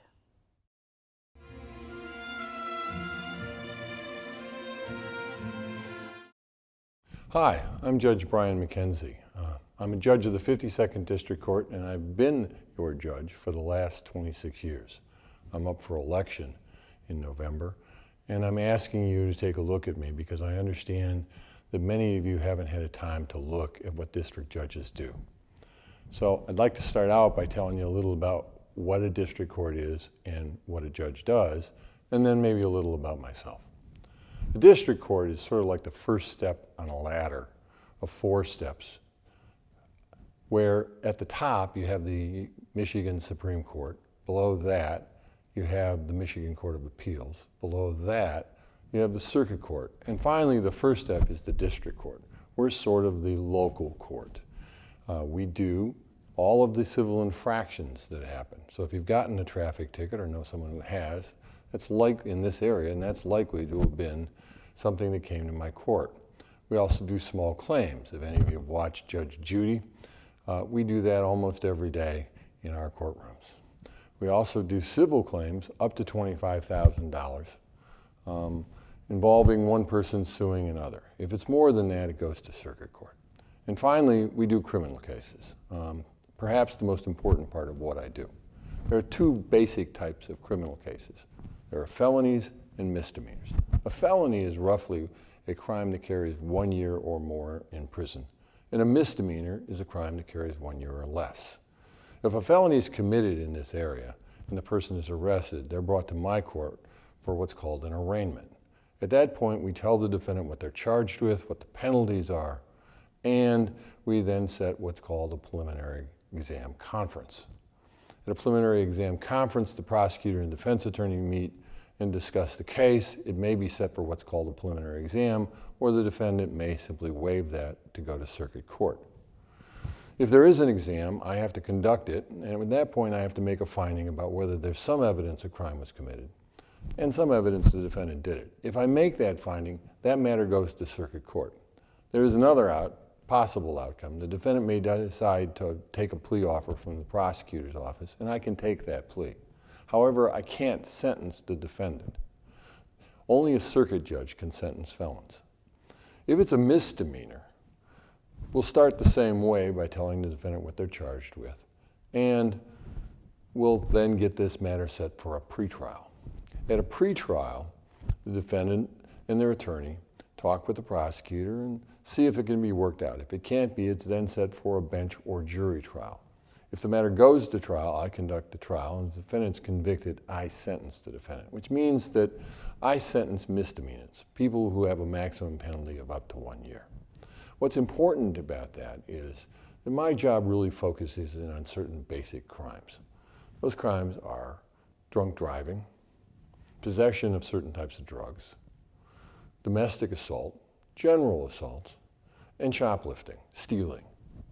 That's what I really deal with on a day in, day out basis in terms of more serious crimes. We also do all the traffic crimes, such as driving while license suspended or operating without a valid license on your person.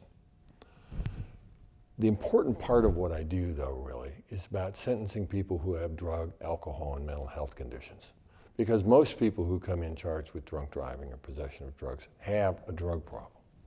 And as a sentencing judge, it's my job to try and get them to stop doing the thing that caused them to get arrested. In this area, while you could possibly be mugged at the mall, and someone could, in the process of mugging you, kill you, it's not likely that it's going to happen. What's more likely is that you are going to find yourself on the road with a drunk driver, and that drunk driver could kill you. Some of you will recall in Farmington the case that happened a few years back where a man lost his entire family to a drunk driver. So one of my primary concerns is dealing with drunk drivers.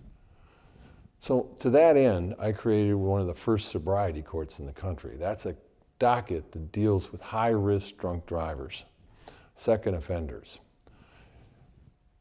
I also created a veterans treatment court for dealing with veterans who have problems. So let me just start by saying this. My efforts have resulted in my getting the Paul H. Chappell Medal for Improving Justice in America and the Parents of Murdered Children's Judicial Advocate Award. I hope you'll take a look at what I do. Go to judgebrianmckenzie.com and maybe consider voting for me in November. Hello, my name is Travis Reeds, and I'm running for 52-1 District Court Judge on the nonpartisan ballot. I believe that there are 4 primary reasons why you should vote for me on November 4th. The first is that I'm from our community. I've always been drawn to public service. 17 years ago, I began practicing law with my father at our firm, Reeds & Reeds, in Walled Lake. I grew up in this district, I was raised here, and I have worked at our small business, practicing law in this court for 17 years. I am proud to have been involved in community organizations such as the Rotary, Chamber of Commerce, along with various charities and my parish, St. Joseph's in South Lyon. My deep commitment to the community and the families and people who live here make me the best choice to move our court in the right direction. The next quality is experience. I have 17 years of courtroom and trial experience and a broad base of civil and criminal cases. I have lectured and written on the law and trial tactics, procedure, and the rules of evidence. I know the law, and anyone that knows me personally or professionally knows that I'm a hard worker and conduct myself honestly and courteously.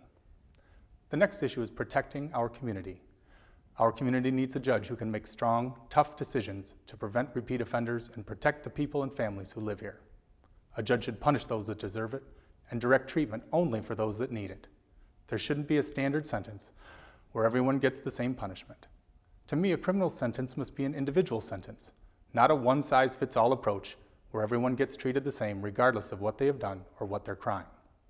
Not every person should be put into the same programs regardless of what they've done.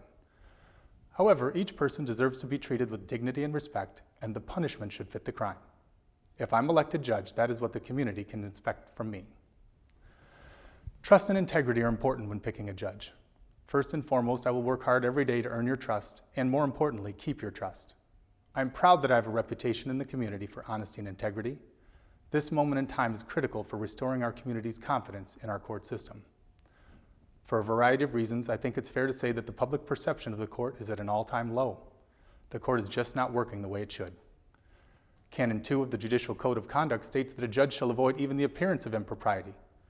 That rule is in place in part because the people don't want to have to sort through what's true or what's not, nor should they have to. When the community's trust is breached, it has a devastating impact on the public perception of the court and the law. If I'm elected, I will work as long as it takes to make sure the confidence in our community's court is restored. As a voter myself, I know that a candidate needs to possess certain core characteristics. I believe most people in our community agree. And incredibly, over 63% of the voters in the primary decided against the incumbent. That is a strong statement that the community doesn't want business as usual. We want a judge who knows the law and will uphold it, who is honest and has integrity, and one who will show up on time and work diligently. I know that I have these qualities. And for the first time in 25 years, you have a choice on the nonpartisan ballot. I ask you for your vote on November 4th. I know that I have the right experience and the right temperament to provide a positive change and move our court in the right direction. Thank you.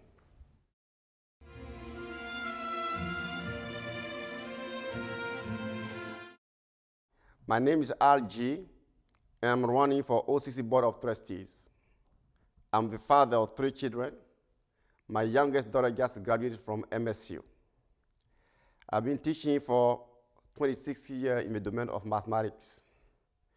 I taught at OCC Community College, and I also taught at high school level. As some of you might know, I was a candidate for Michigan State Senate in District 13, which is Rochester, Troy, Royal Oak, Birmingham area, in the last primaries. During that campaign, affordable higher education was on the top of my list, and it's remained as such today in the midst of skyrocketing college tuition. I'm fighting for affordable college tuition and for more profitable college degrees.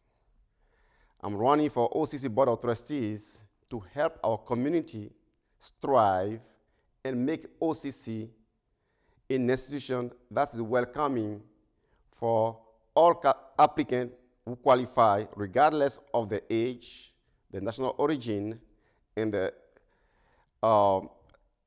accent. The difference between me and other candidates is the fact that I'm consistent, I'm crystal clear about opposing higher education tuition rising. I oppose high-cost education at the higher education, at the higher level. Other thing is, I work relentlessly to improve education in Michigan from the bottom up. And today I'm asking for your support for OCC Board of Trustees, and I guarantee you, when you vote for me, I'll be present on campuses at least twice a month to talk to instructors, to talk to students, in order to understand their need and give some correct answer to whatever they ask for. I'm working to improve education. Also, what I will do is I will make sure that full-time employment opportunities are given to those who are 40 years or more, not only those who are less than 40 years old. Other thing I'm fighting for is I will not go to OCC to impede on benefit. I will not ask for taxing people retirement. I will not ask for salary reductions. I'm there to help, not to create more issues. I can guarantee you that I'm not going to implement an agenda for special interests. I will work only for the community, for the student. That's why I'm asking for your help. My number is 248-818-3017. My email is michiganvoting@gmail.com. Again, my phone number is 248-818-3017. The email is michiganvoting@gmail.com. I want to count on you. May God bless you, and I count on you again on November 4th. Thank you very much. Hello, I'm John McCulla, and I'm running for Oakland Community College trustee. As director of the Huron-Clinton Metro Parks, a CPA attorney, former Oakland County Water Resources Commissioner, and chairman of the Board of Commissioners, I have the experience and expertise to help guide Oakland Community College into the future. As the largest community college in the state, it's important that OCC be a model for academic excellence and prepare students for the highly technical and skilled jobs of the future. With more than 24 years' experience working with public boards, as both a member and director, I'm ready to hit the ground running. As an Oakland Community College trustee, I will advocate for building partnerships with four-year colleges and universities and collaborating with private sector across Southeast Michigan. This will help prepare students for the high-tech, high-skilled jobs needed in this global economy. Ensuring the continued financial health of OCC is a priority to me. As a steward of taxpayer dollars, financial policy decisions can have long-term effects on the college. Fiscal responsibility with an eye towards student achievement is vital to the continued success of OCC. I will strive to close the socioeconomic achievement gap in diverse groups by providing educational opportunities to all in Southeast Michigan. Ensuring that students from all backgrounds receive access to the educational programs that OCC has to offer will help to close these gaps. This is critical to the long-term success of the college and the region. For more information or to contact me, visit my Facebook page, or if you prefer, you can email me directly at mccullaforocc@yahoo.com. Again, that's mccullaforocc@yahoo.com. I'm John McCulla, asking for your support and vote on November 4th for Oakland Community College Trustee. Hello, my name is Chris Nordhorn, and I'm running for Oakland Community College Board of Trustees in the November 4th election. I joined Oakland Community College in July 1965 as a charter faculty member, where I helped develop the college course catalog utilizing my recent degree in comparative literature I received from the University of Michigan. I retired from full-time teaching at OCC in 1999 and remained as an adjunct or part-time faculty until May of this year. I believe the current board makeup, while professionally represented, lacks input from an educator. As OCC celebrates its 50th anniversary, I too will bring my 50 years of OCC teaching experience to the board. Throughout my career as OCC faculty, I was actively involved beyond the classroom as union bargainer, chair for the Communications Humanities Department, advisor to the campus newspaper, the Highland Voice, and a member of several committees, including the OCC Foundation Council. I'm grateful for the opportunities OCC has provided my family, my students, and the community. I would like to continue to serve OCC and help shape its future with my diverse and extensive educational experience, interests, and talents. Here are the important issues I see that OCC is facing and my response to each. Issue number 1. In a time when some community colleges are dropping the word community from their names and shrinking their roles in their community, Oakland Community College must not follow this marketing trend and instead set itself apart, strengthening its commitment and live up to its motto, community is our middle name. Issue number 2, changing demographics. As our population ages, OCC can serve this growing demographics interests by providing lifelong learning opportunities and activities.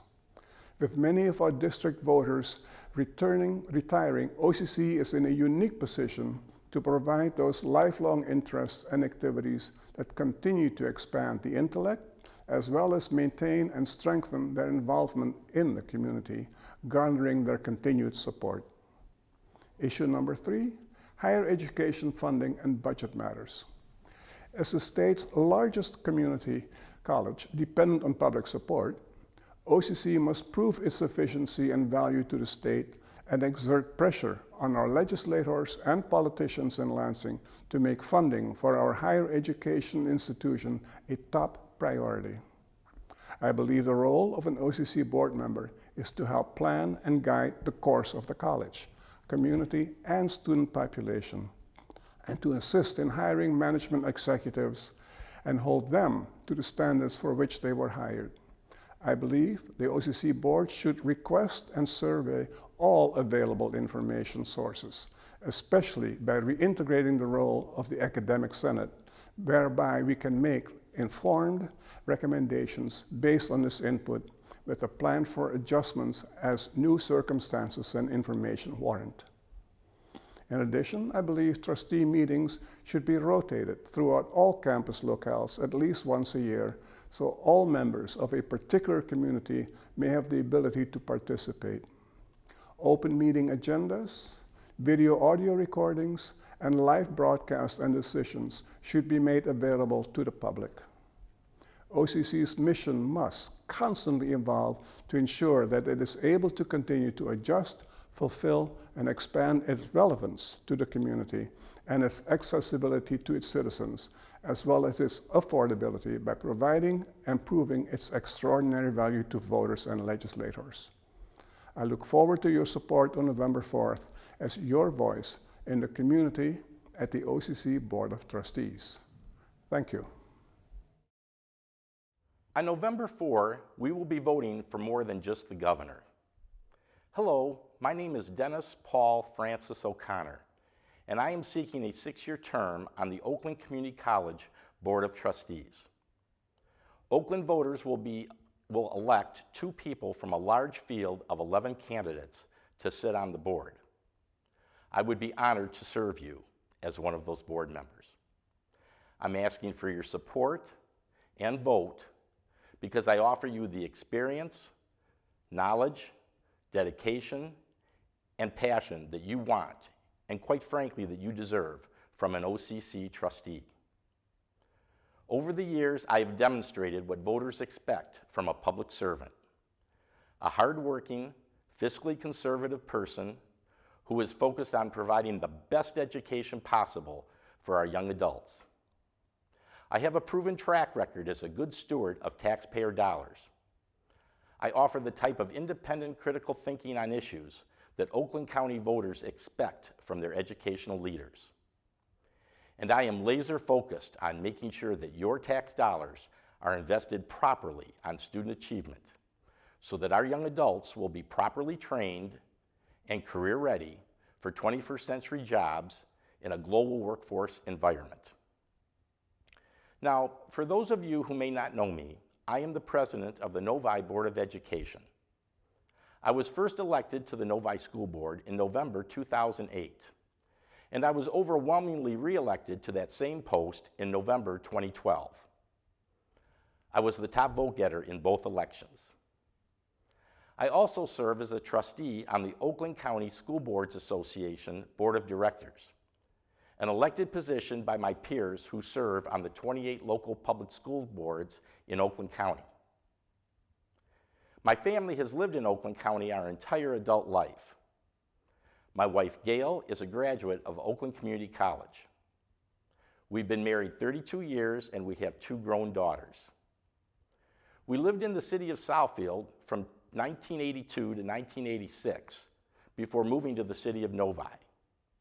I was transferred out of state in the mid-1990s, but we returned to Oakland County and Novi in 1998 to reconnect with a community where educational excellence and academic achievement are top priorities.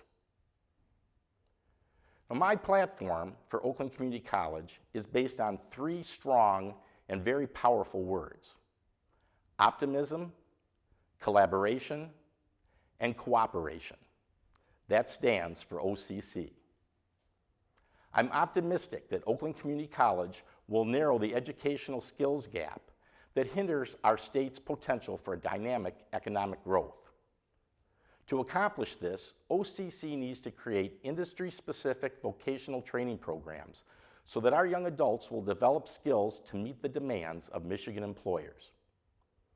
I believe in collaboration because it's important that OCC officials meet, listen, understand, and fulfill the local community needs for businesses, school districts, and municipalities. Lastly, it's all about cooperation. OCC needs to partner with Oakland County businesses and corporations by delivering the talent they need to compete in the global marketplace. OCC also needs to partner with the state of Michigan to close the state's skills gaps, especially in the advanced manufacturing and medical industries. Now, I've received a major endorsement from Oakland County Executive L. Brooks Patterson.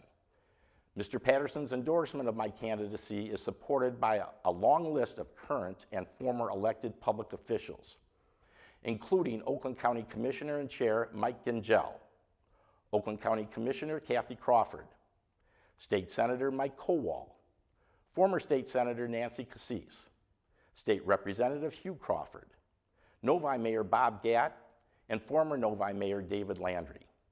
These great public servants recognize my leadership skills and my commitment to public service for Oakland County.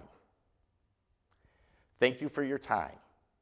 Please visit my website at DennisO'Connor.org to learn more about me, my beliefs, and my educational priorities. And most of all, don't forget to vote for O'Connor on November 4. Thank you. Hello, my name is Ewaso Shera III. I am a write-in candidate for Oakland Community College Trustee Board. The reason why I am running for a seat on the Trustee Board is because of overspending, higher tuition, and no focus on helping students learn to achieve their goals. As a trustee, I will vote on issues that concern helping students learn all they can to graduate or be prepared to transfer to any four-year university. I'd like to create more work-study programs as well as more scholarship opportunities to help students pay for school and place on a job where they are majoring in to gain the skills needed. For example, a student who wants to major in criminal justice can work on campus in the public safety office as a public safety explorer cadet. And when they graduate, they can continue working and get the support to get them a full-time job, working in their related field. In addition, Oakland Community College can have an in-house public safety dispatch center where calls from staff, students, faculty, and visitors can speak with cadets instead of placed on hold when calling Oakland County Sheriff, as they have their own calls to focus on. It is past time for Oakland Community College to have an in-house public safety dispatch center. Oakland Community College continues to raise tuition and not giving in-district students a break. Low tuition at a price that is affordable for all students who want to attend Oakland Community College. The textbooks and other materials in the bookstore will be affordable for all students to buy, and I will find ways to help students get the material they need for their classes without having them spend a whole lot on books. Oakland Community College Library and Academic Support Center will be available to students around the clock to help students continue working on papers that they have to prepare and get ready for their classes and allow them to print their papers without having to deal with the system that they already dealing with now. Many universities are looking for office space to lease buildings to expand their schools to provide convenient locations for students to get to classes, and Oakland Community College can provide space for some of those universities. I do believe Oakland Community College needs to add another campus off of West 8 Mile area for students who live off of 8 Mile area. On November 4th, 2014, I asked you to write in my name on Oakland Community College Trustee. Together we can take Oakland Community College to the next level in training all students for success. Thank you for your time, and if you want to contact me, feel free to call me at 248-885-9384.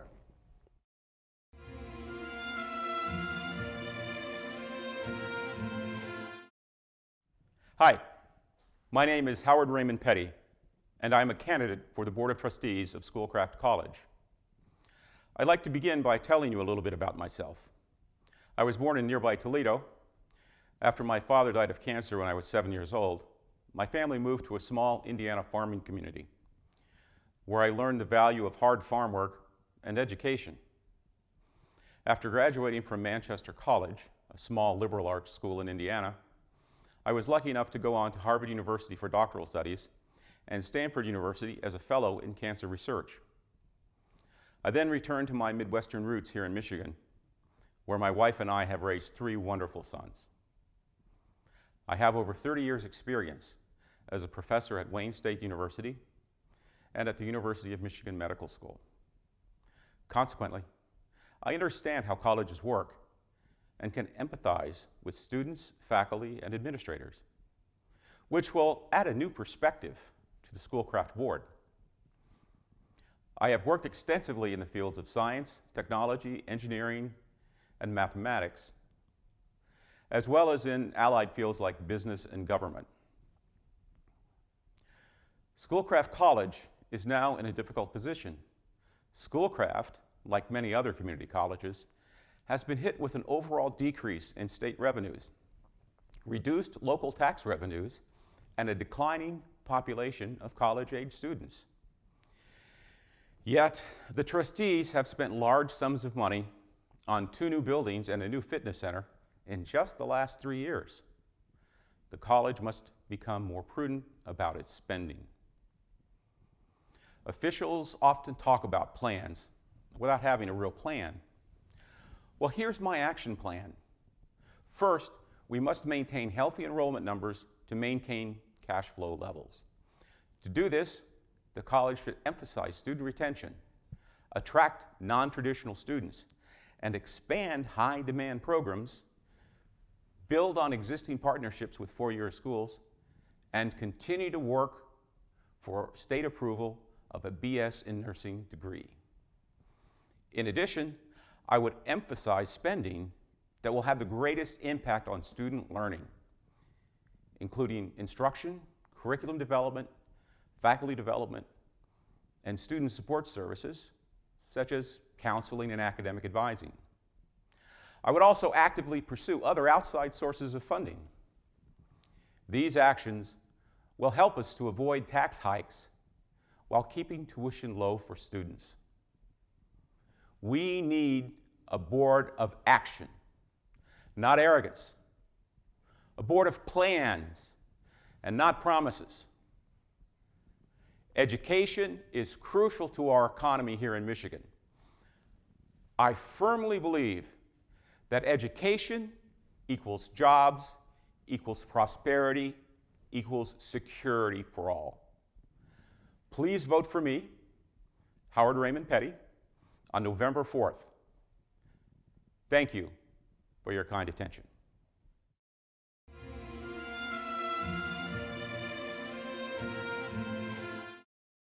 Hello, my name's Paul Cook. I'm running for Novi School District Board of Education Trustee. I've been married for 21 years to my wife Jennifer, and 20 of those years we've spent living in Novi. I have 2 children, wonderful boys, Conrad 7 and Aiden 5, both at Parkview Elementary. I believe the elected officials are chosen based on how well their beliefs match your beliefs, and I'd like to share some of mine with you today. My core belief is that all students and community come first. Novi students are regarded as some of the best around. Our students not only need to be prepared academically, but need to be prepared socially and emotionally. We need to provide skills that will help them, once they leave school, to become outstanding members of our society. Not only do students need to be versed in reading, writing, and arithmetic, but they need to be taught respect for themselves and others, and responsibilities for themselves and others around them. One of our school district's goals is that every student gain 1 year's growth in 1 year's time. We are failing to meet that with approximately 30% of our students. We need to create a measure that is fair and just for those students. And once that measure is defined, we need to use it. We need to come up with a plan for the next 1, 3, and 5 years to bring that up to 100%. Second, Novi is ranked as one of the top schools around in the state based on college readiness, advanced placement, and graduation rates. This is very top-heavy. I believe that our primary schools, K through 7, need to be shored up to feed that system. We need to hire teachers in that system that are skilled in differentiated learning. We need teachers that are able and willing to connect with students to engage them, because these are their most formative years, and then when most of them become disengaged. In the past, we've lacked a systematic hiring practice. This is now in place, but there are holes in that system. We need to constantly reevaluate that system, reevaluate our hiring process, and hire the best of the best. After all, we are Novi.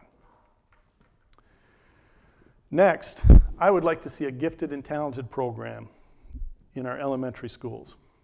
Programs like this match like-minded children with each other, allowing them to excel. At the same time, along with the gifted and talented, we need to shore up our remedial programs and bring those students up. These students are very excited about the STEM, science, technology, engineering, mathematics, or if you want to call it STEAM and add art in there. These are their most formidable years, and if we can get them engaged in that, we will keep them engaged. Another district goal is that all students become high achievers. Here again, metrics need to be used, evaluated, and redefined for consistent use. The achievement gaps we are seeing need to be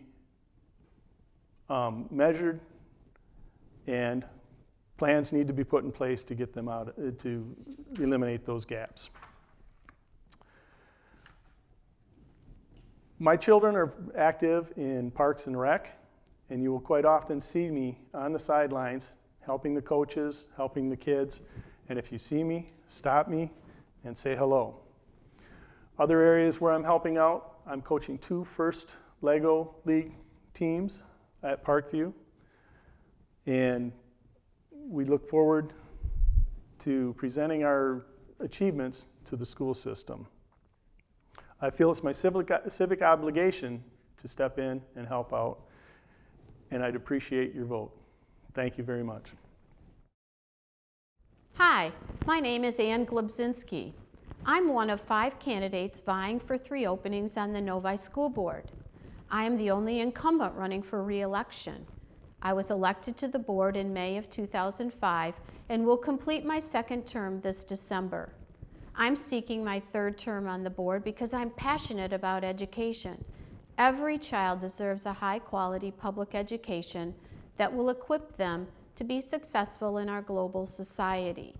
I'm grateful for the high-quality education my children received in Novi and desire to perpetuate that opportunity for other Novi students. During my 9-year tenure on the board, I served as the president for 2 years and treasurer of the board for 4 years. I have pursued school board professional development training and have level 1 certification and an award of merit for completing 75 continuing education units from the Michigan Association of School Boards. I've been a resident of Novi for 32 years. I'm married to Bob, and we have 2 children, AJ and Amy, who attended Novi schools from kindergarten through 12th grade.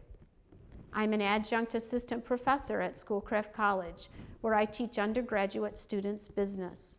I have professional experience in the financial services industry, information technology, and nonprofit organizations. My education includes a bachelor's degree from Michigan State, where I majored in political science, and a master's degree in business administration, also from Michigan State. In 2008, I participated as a fellow in MSU's Michigan Political Leadership Program. This program includes over 100 hours of training and incorporates practical politics, public policy analysis and process, personal leadership development, and effective governance. Participation in this intensive program strengthened my business analysis, communication, leadership, and teamwork skills. Throughout my tenure on the board, I've demonstrated independent critical thinking and problem solving. I'm committed to making decisions which put kids first, are based on fact, and are physically responsible. I believe the top 3 priority issues facing Novi Community Schools are student achievement, resource allocation, and school funding. The district has 2 goals related to student achievement. The Novi Community School District will ensure that each student will make no less than 1 year's growth in 1 year's time. And the Novi Community School District will ensure that all students achieve at a high level. There will be no achievement gaps. I'll take an active role in monitoring the district's progress towards achieving these goals. Concerning the second priority issue, resource allocation, the 3rd district goal is the Novi Community School District will evaluate and enhance opportunities for students while maintaining a minimum 10% fund balance.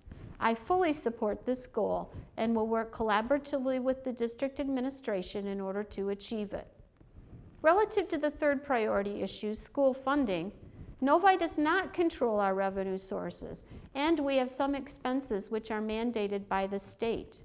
I will advocate for equitable and sufficient funding for the district.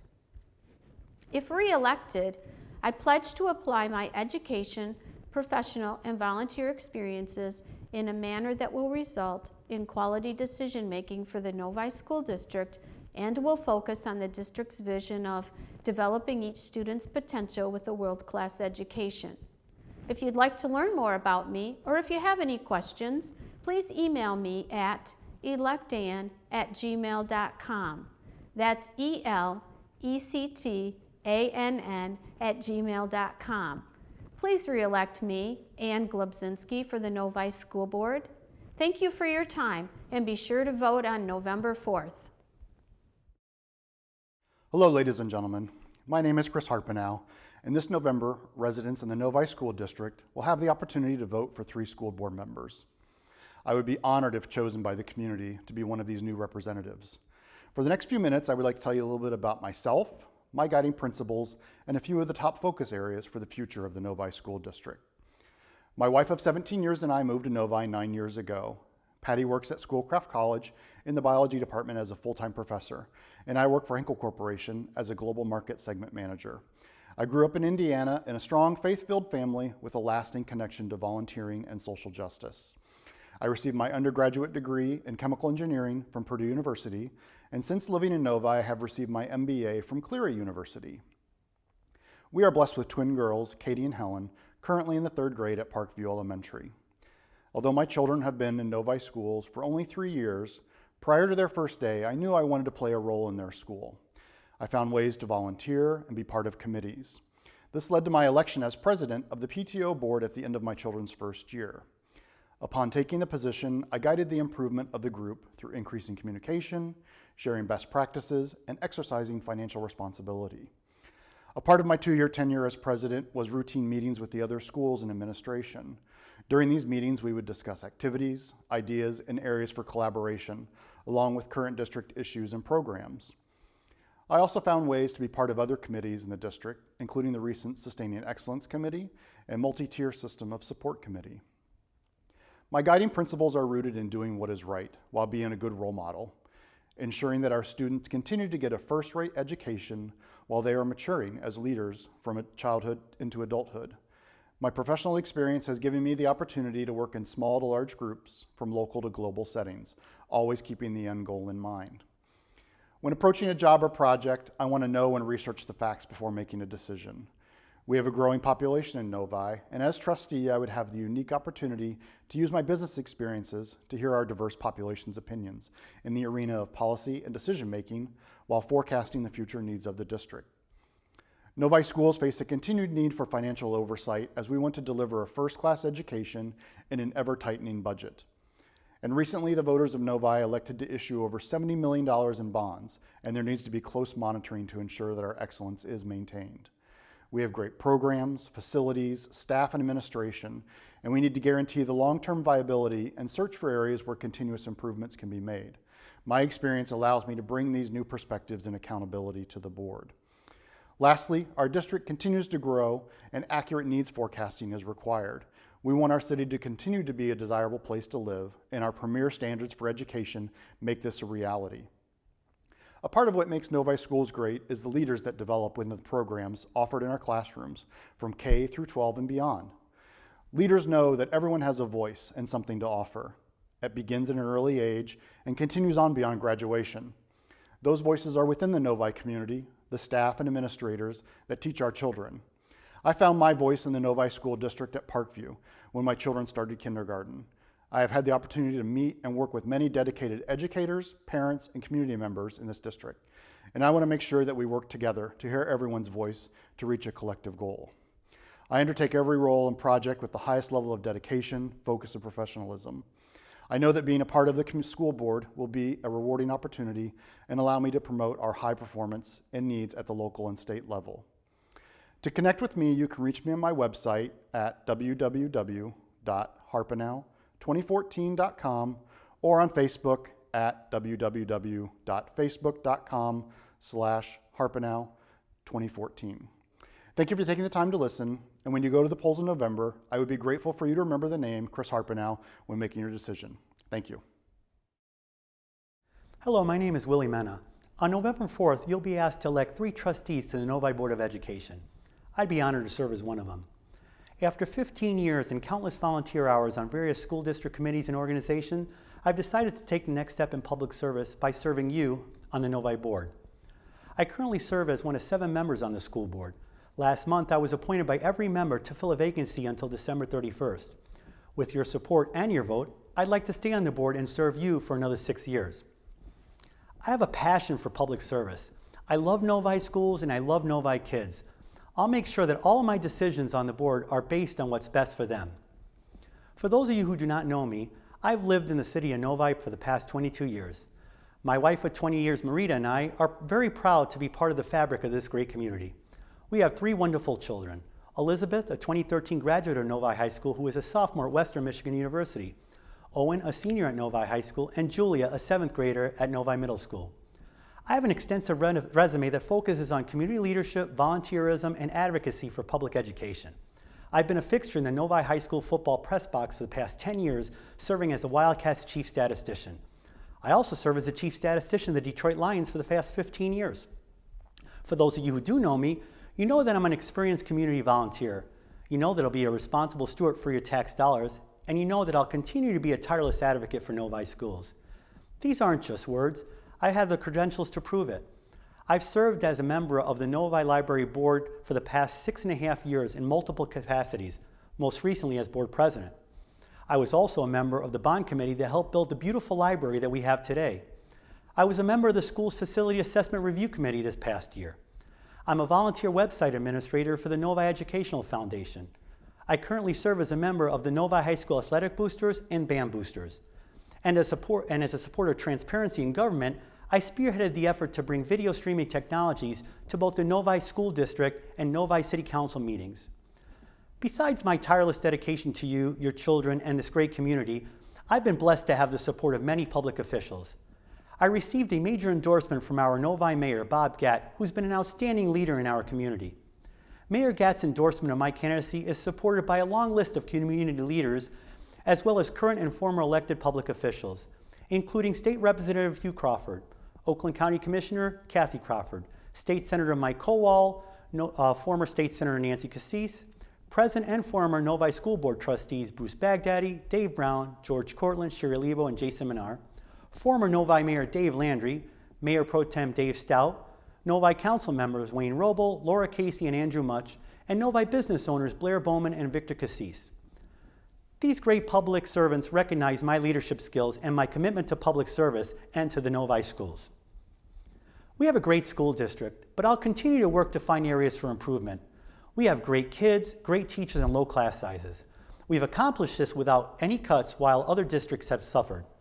With that, we will work to attract new businesses and families to live in the Novi School District as a way of increasing revenues. I'll challenge our administration to partner with the city to find unique ways to market our community. I will support smaller class sizes in all elementary schools. Despite past budget cuts, Novi features some of the lowest elementary class sizes in all of Oakland County. I will continue to fight to keep them at this level. This is important because national local studies prove that reduced class sizes helps to increase student achievement. I will encourage shared government services. We need to work with city officials and neighboring school districts to eliminate duplicate services in order to put savings back into the classroom. As a public servant, I'll continue to demonstrate what the voters expect, a hardworking and fiscally conservative person who will focus on providing the best education possible for their children. I am asking for your support and your vote because I offer the knowledge and dedication and passion that you deserve from a trustee on the Novi Board of Education. Please visit my website, www.williemeta.com, to learn more about me, my beliefs, my priorities for this great school district. And don't forget to vote for me, Willie Mena, on November 4th. Thank you for your time. My name is Robert Purock, and I'm pleased to be a candidate for election to the Novi Board of Education.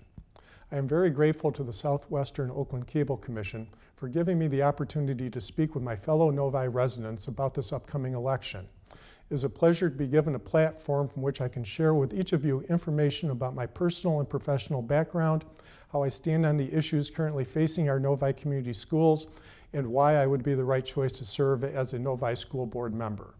My wife Joanne and I moved to Novi with our two sons, Matt and James, in 1994. We both fell in love with the community and became actively involved in a number of community events, activities, and projects. We've always been a strong proponent of our Novi community schools. My wife Joanne has had the great fortune to be a Novi middle school teacher since 1997. Our two sons are Novi high school graduates. They have both gone on to have successful, productive careers, due in large part to the fine education they received from our Novi community schools. Over the years, I have become personally invested in our Novi community schools. I have been involved in a number of parent-teacher activities. I have had firsthand experience in seeing how our school system runs. I have also had the privilege of getting to know a great number of our teachers and administrators. I know how much they care for our children, and I have a tremendous appreciation for the challenges that they must overcome in order to provide our children with a world-class education. I strongly believe that all of our children deserve a free, high-quality public education in a school district like ours that is committed to excellence. It is no secret, however, that our school district is, from an economic perspective, facing some very trying times right now. Proposal A took control of school funding from our community school district and placed it with the state. Our state government has not been kind to the public schools over the last several years, repeatedly cutting the level of per pupil funding that it must give to our public schools in order for them to operate. Despite this loss of revenue, our school district must still cover all of its operating expenses, including employee retirement costs, which only continue to rise. This alone is bad enough. However, our state legislature has also seen fit to increase the competition for the state's per pupil grant money by being one of the country's largest proponents of charter schools and cyber schools. The prospect of declining enrollment in our community schools with the resulting loss of revenue that it would create is real and must be confronted head-on by our future school board. As a result of these serious financial concerns, our future school board must ensure that each dollar we receive is spent in a manner that will directly benefit our children's educational opportunities. Our future school board will also need to develop programs to effectively market the excellence of our community schools to our current and prospective parents. In order to maintain our tradition of excellence, we must successfully prepare our community school district for the increased competition that will certainly arise from the influx of charter, cyber, and private schools into our surrounding area. We must also remain in a financial position that will permit us to retain the high-quality employees that we currently have and to attract those candidates for employment who will continue the tradition of excellence our schools have achieved. Because our school board is entrusted with the responsibility to effectively address and resolve these issues, it is absolutely crucial that our school board be comprised of people who will make the right decisions. If elected, I believe that I have the skill set to make those types of decisions. I graduated from the University of Michigan with a degree in business administration. I've been a practicing business attorney for over 30 years, specializing in business reorganizations. I have represented and served on the boards of several profit and nonprofit organizations. I know how to analyze and resolve the financial issues that our board must face. I will make sure that each dollar is spent in the manner that will best educate our children. Our budget must prioritize the retention and hiring of administrators, teachers, and support staff who are highly effective in what they do. Our school system will never be able to carry out its mission of continued excellence without having highly effective employees who have demonstrated a commitment to excellence. Once again, I would like to thank Southwestern Oakland Cable Commission for the chance to show you what I could bring to the table if I have the good fortune to be elected to the Novi School Board. I'm very excited to serve our community in such an important way and would very much appreciate your vote in this upcoming election. Thank you very much for your consideration, and I look forward to seeing you all at the polls on November the 4th.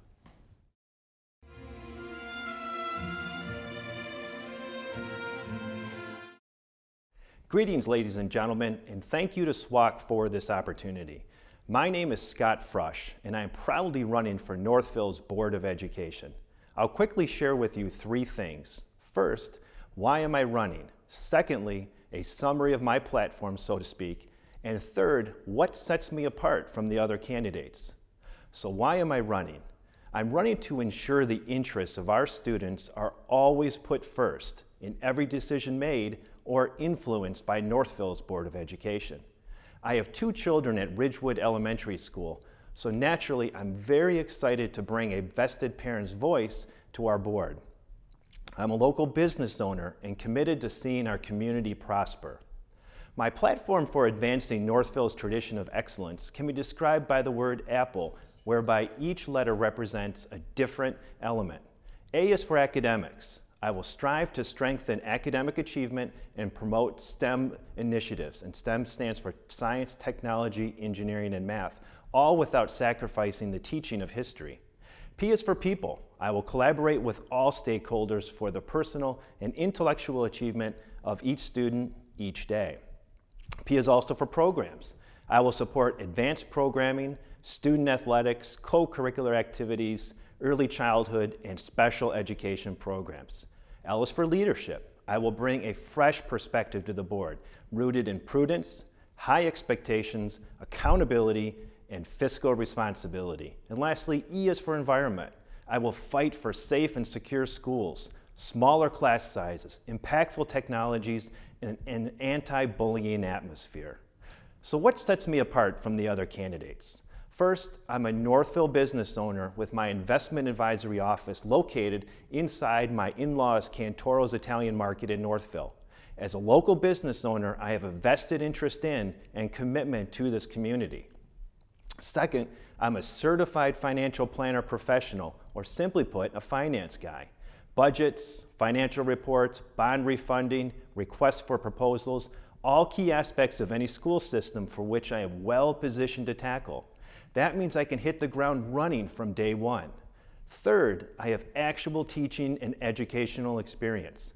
I am a past instructor of finance at the University of Michigan and, somewhat related, the author of 11 books, 6 of which are finance related and published by McGraw-Hill. Now, I may not be an incumbent, but I bring real, relevant, and impactful educational experience. I'm the chairperson of the fundraiser subcommittee for the Northville District Library, and I serve 2 terms on the Eastern Michigan University Alumni Association Board of Directors. In summary, think of me as a finance guy and a vested parent. And a vested parent's voice is the best choice. Let me repeat, a vested parent's voice is the best choice. Thank you for your support, and please vote Scott Frush on November 4th.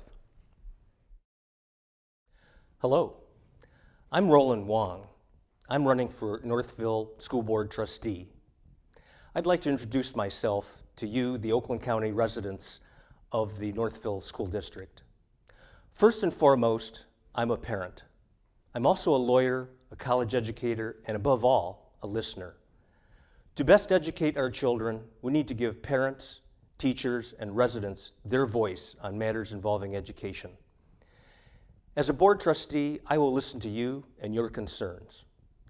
I offer my experience as a district curriculum committee member and as a lawyer, engineer, college educator, and member of nonprofit boards to address the fiscal and curriculum issues that face the district. I would like to focus on 4 things. 1, preparing students for a global economy. 2, continuing curriculum excellence, particularly in STEM, science, technology, engineering, and math. I've worked on strengthening the math curriculum as part of my work on the curriculum committee and look forward to working on science in the coming year. World Languages program, beyond the current French, Spanish, and German. And 4, finally, attracting and retaining the best teachers and applying innovation in learning. I will join the board in practicing smart fiscal management. I will ask the question, do these expenditures actually enhance the learning experience? Let me talk about my background. I'm part of the community. I'm a 26-year member of the district. I'm a proud father of 2 students who have gone from kindergarten through 12th grade in the Northville schools. As for my education, I have a bachelor in science, in engineering, and an MBA from the University of Michigan, Ann Arbor, and a Juris Doctor and Master of Laws in Corporate and Finance Law from Wayne State Law School. Professionally, I'm an attorney for the state of Michigan. I've taught as an adjunct instructor teaching history and law at the University of Michigan, both in Ann Arbor and Dearborn. I also have board experience, having served as a commissioner of the State Bar of Michigan, member of the Executive Committee of New Detroit, and as a board member of the Michigan Roundtable for Diversity and Inclusion. As for leadership, I've served as president of the International Institute of Metropolitan Detroit and the Asian American Bar of Michigan, and as chair of the State Advisory Committee to the U.S. Commission on Civil Rights. I offer my background in education, board experience, and leadership. My commitment to you is to exercise fiscal discipline, to foster innovation, and to have the schools provide the tools needed to ensure that your children receive the best opportunity for a successful and productive life. In the coming weeks, I'm going to be talking to parents, students, and members of our community, and I would like to hear from you. You can reach me at rolandwong4schoolboard@gmail.com or like me on Facebook at Roland Wong for School Board. And check out rolandwong.com. Parent, educator, and listener, please vote for me, Roland Wong, for School Board on November 4th or on your absentee ballot. Thank you.